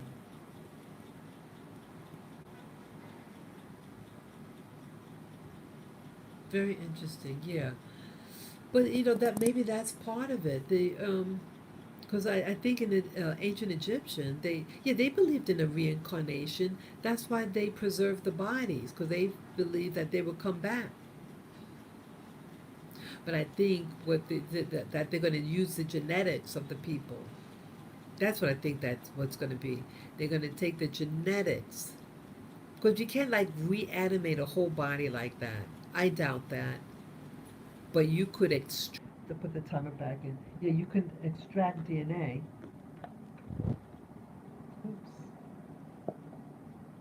Sorry, I have to put the plug back in.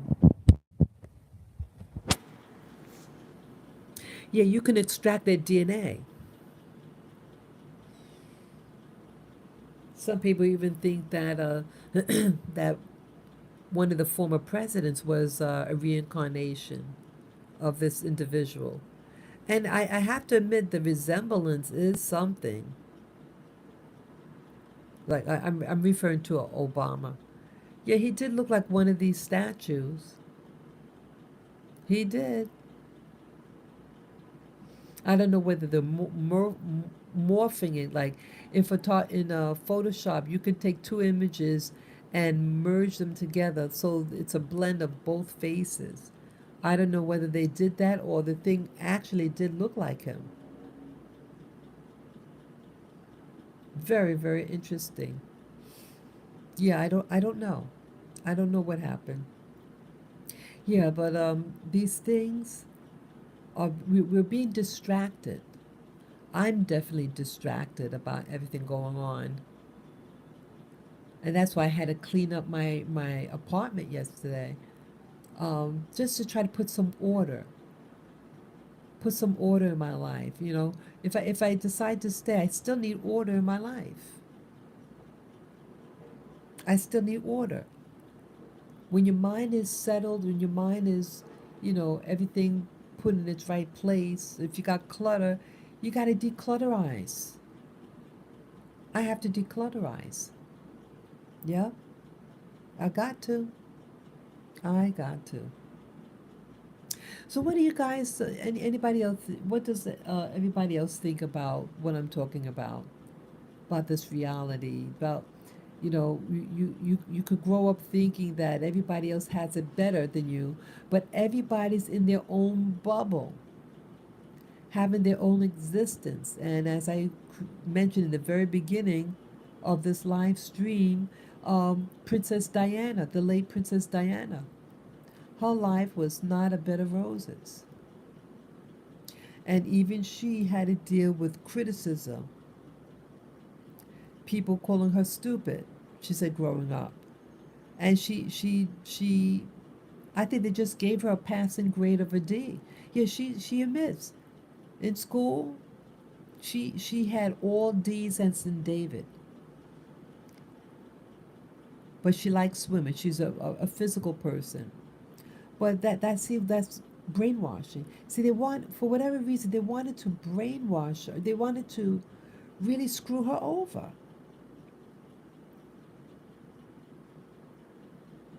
They didn't need to do that, but I think I think that the system, like 1980 was like there was at least in Britain there wasn't any like weddings, like you have a Queen Elizabeth and the second, and she has her children. Well, he was the first one to get married, I think, and so it was a real big push. And so now you have media. When Queen Elizabeth got married, she was in it was I think 1953.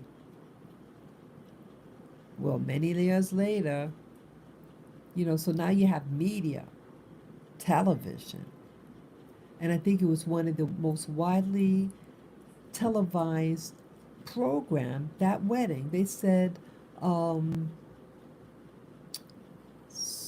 it was in the millions. Was it something like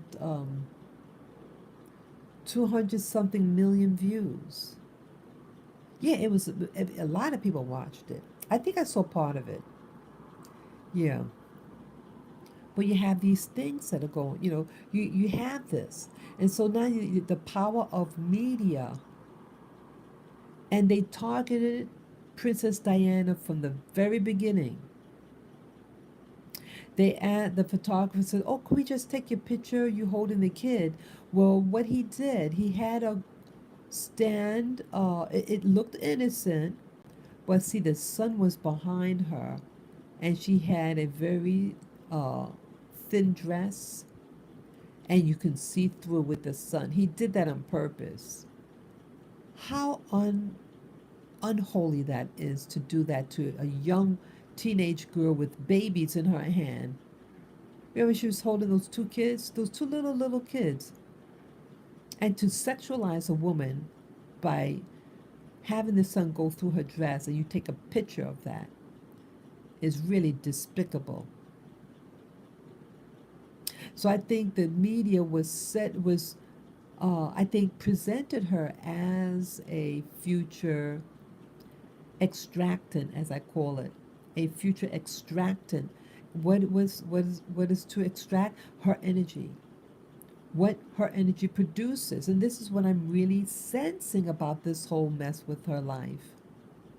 That they knew to, see, you have a lot of women, a lot of females, and they play up what do you call it, the prince and princess. You notice they target women for the princess mentality, the princess wannabe mentality, to condition women that that's their desire for a prince. You notice they don't have that target men for that. That you don't hear men wanting to be a prince, but they target women to be a princess. And then they also get the paraphernalia. You get the kiddie clothes. The clothes for the kids. For Halloween, everyone wants to be a princess. This is part of it. This is part of the whole thing.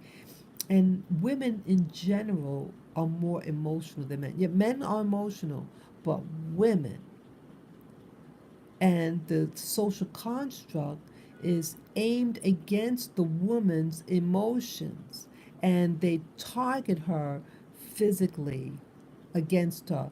They body shame women. You notice that? A man could be fat, but if a woman is fat, she is body shamed. If she gets gray hair, she is body shamed for having gray hair and not the male counterpart. And I think this is all a part of the extracting from because think of it as crop. Like you plant a harvest, well, you're planting people. And you're relying on the crop. And in her case, her crop lasted to the age of 36.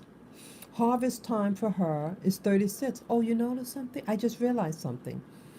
This YouTuber, he's into numerology, and he taught that the number 36 is equivalent to the number 666. The number 36 is three sixes. That's what the significance of that number.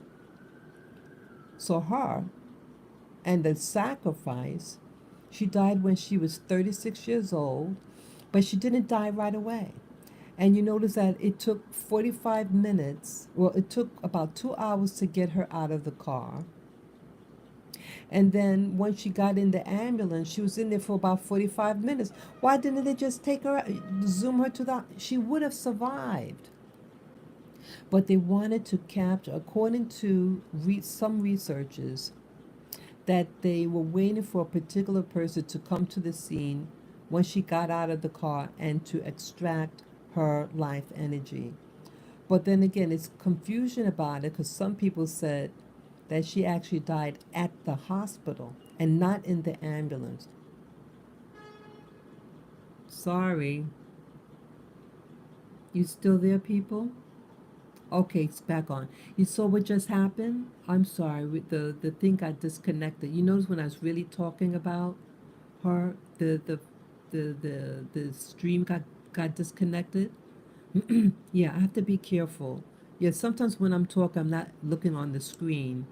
I have to look away, because the light's in my eyes. But you saw what just happened. Yeah. So things like this you got to wonder about that this thing happened to her. And something, there is a truth. Oh, you know what else? That same lady, David Icke interviewed, um, oh, what do you call it? Arizona Wilder, who she was interviewed by David Icke, and Wilder talked about Princess Diana. She, again, Wilder was allegedly a sex slave for, a presidential sex slave, and it was. She said that during what was that now? She was at a ceremony where they do the shape shifting, and she said at one of those parties that what's his name? The father of like Princess Diana was dating this Egyptian guy, and the Egyptian guy had a father who was very very wealthy. He lived in Britain also. I don't want to give the name, but you many of you would know. And the father was at the party, and he was talking allegedly talking to uh, QE2, as I call her now, and they were arguing about who's going to be marrying her. But um, Arizona Wilder was confused because she, Princess Diana was married to Charles at the time. So why they're arguing who's going to marry her when she's married already? But there was this discussion, according to her, and that they wanted her son. I mean, I'm sorry, wanted who she was dating at the time of her death, that they two to get married. So so so decisions are being made behind people's backs. That's the significance of that. That you're in a life, and your name could be in a discussion of things that's to result many years in the future. Okay, so she died. Let's see, she died 17 years after marrying. She married, what's that, 1980, no, 1981, and she died in 97. And she was divorced for a couple of years. She was just really getting on her feet as a single woman, and they didn't want her to marry him, evidently. That Egyptian guy. But I guess what I'm trying to say that things could be happening behind closed doors on people's lives, and it could also include your life. I mean, there are different hierarchies. I mean, you have the so-called ruling class, and then you have, the base level. But everything's really all the same. So you could be at a base level, and discussions being made about you, about who you're going to marry, who you're not going to marry, where you're going to live. And I definitely think that's happening in my life. Where are you going to live? And if you try to leave certain places, or let's say you want to change your occupation, and then everything falls through. Have you ever experienced that you wanted to create a new life for yourself, and you noticed that there were certain um, things that were like holding you back for some reason, like you're forcing yourself to, uh, let's say you want to go to this college and get a degree, and somehow things keep blocking you. Or let's say you want to go on, let's say you want to date this particular person or marry a particular person, and just weird synchronicities start to happen.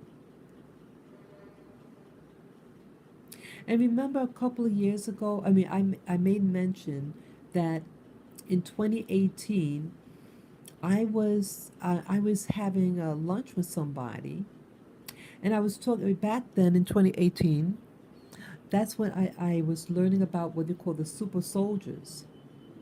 That that uh, that genre, as I call it.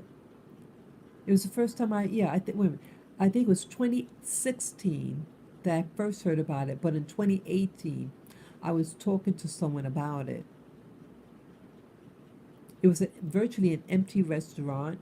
It just had two other couples, and we were there for 2 hours. And then I got hit by something electronic, and it caused my heart to race. It caused me to get diarrhea for a month. It caused severe earaches. I never get earaches, never. Had severe pain in the ears, and then I heard something audibly. It was an angry female voice, and I didn't really want to say. I went to the hospital right after that. I told them I just told them the symptoms I had. That was it. And they took blood. They checked they checked me out, and everything, all the tests came out negative. So I realized I was targeted for whatever reason. For whatever reason, some of us are targeted. Some of us are being followed or being studied. Yeah, I was in the military, not long. And certain things, certain phenomena happen. I lived a very regular life, never did drugs or anything like that. Oh, but why did this happen? Well, I'm thinking that this could be part of the phenomenon that you have uh, beings, dimensionals, beings, and you have scientists. You have high technology, and according to maybe your name got on a list, or maybe because you were in the military and they select a certain you were selected in a group of people to study over a period of time, right? We had things like that happen, like the Tuskegee experiments that were going on in the South. All these things. You think that those are the only tests that people found out about? But what if there's many things that are being done on the population even now? So that's what I'm getting at.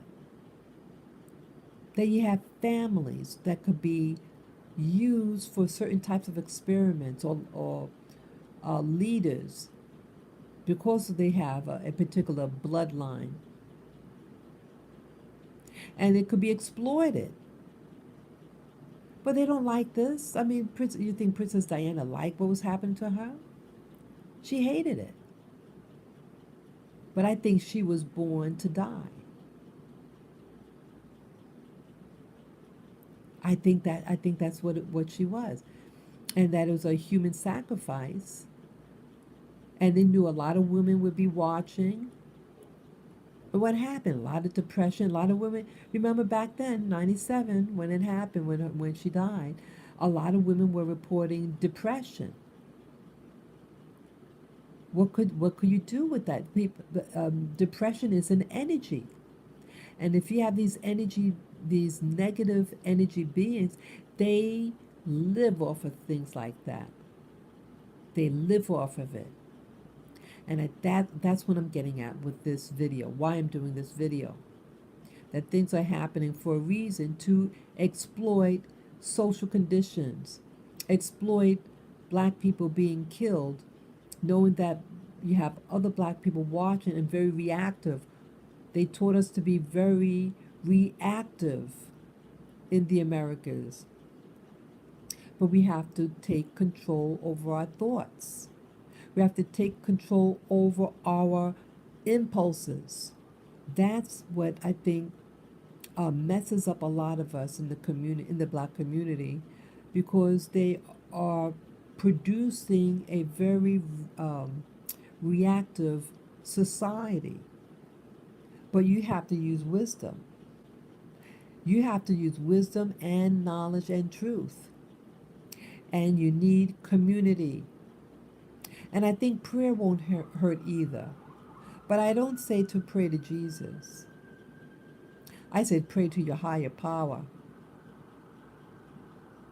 See, Jesus' character is a man-made religion.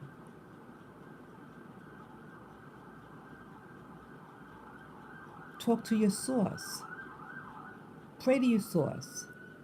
But if you get results praying to this Jesus character, then pray to him. Pray. Do what works for you. Do what works for you. Ask yourself questions. Why do you feel? Why do you feel certain ways in your head? Why your mood changes?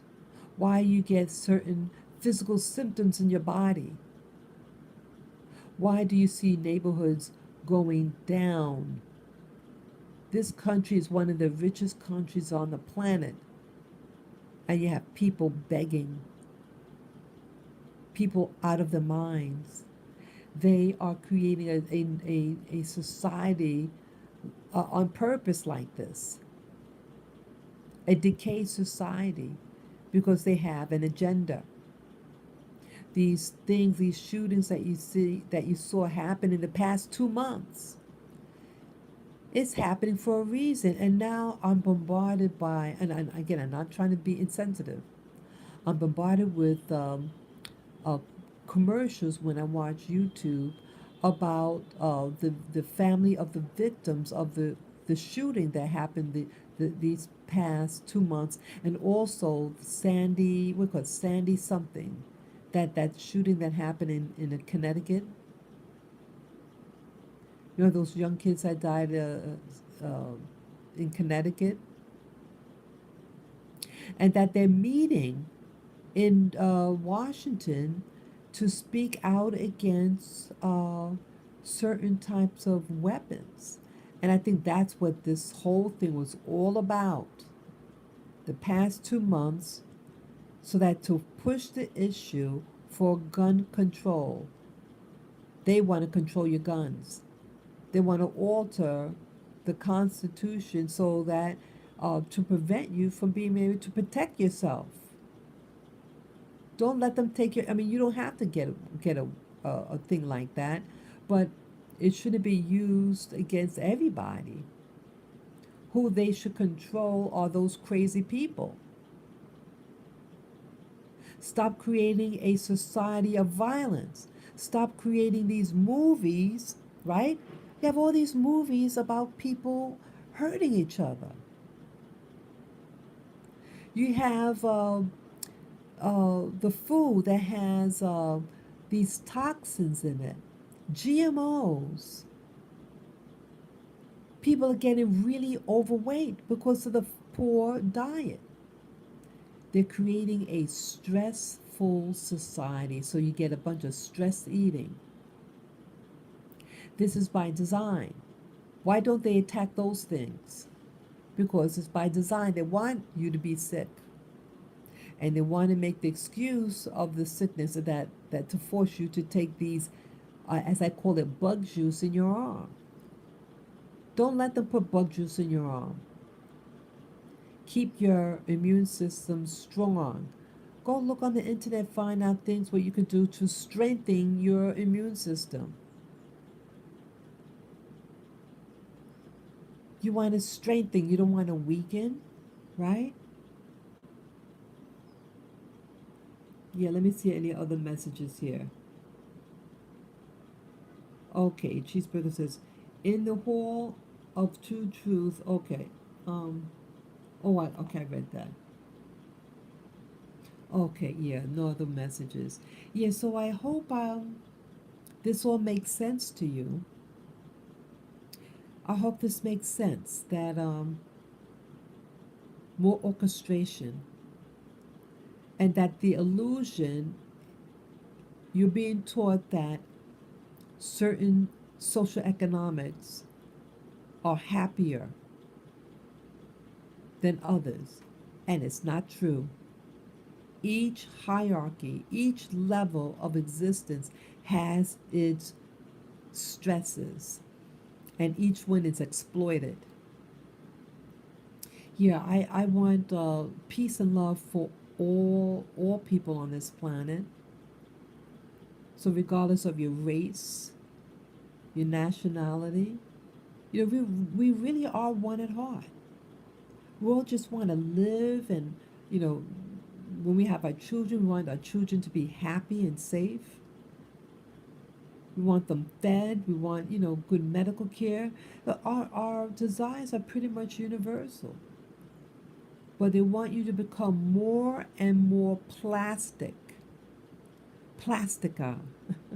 They want you to become plastic, eat plastic food, have a plastic mind, and go against the natural order of nature.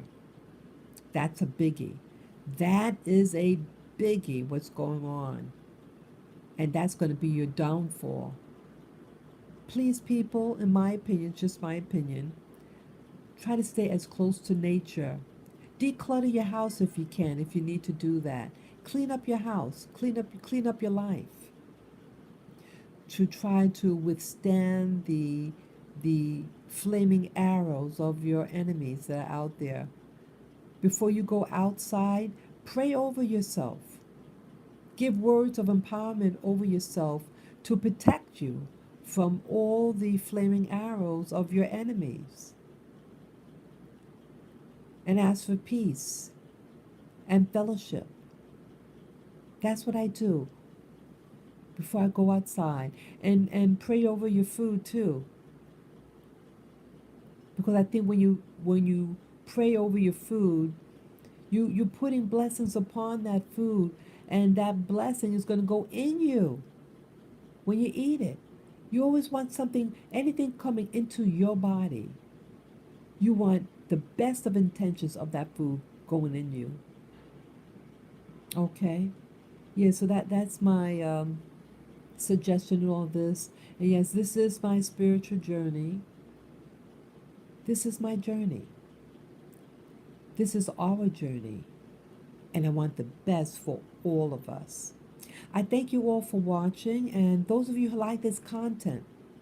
I know that this live stream is not for everybody, but for those that resonate to what I'm saying, you may wish to PayPal me, and to do so, you could go to my channel Spirit Journey, and on the banner's right hand side, you see my PayPal me link. Just click on the link and follow the prompt. Any amount would be greatly appreciated, and I appreciate you in advance for your blessings, for watching, for sharing, for commenting, all these things that make things a little more exciting on my corner. Thank you again. Peace, love, and joy to all of you. I thank you for your support in all ways. Take care, guys, and have a great day. And drink your water. Bye bye.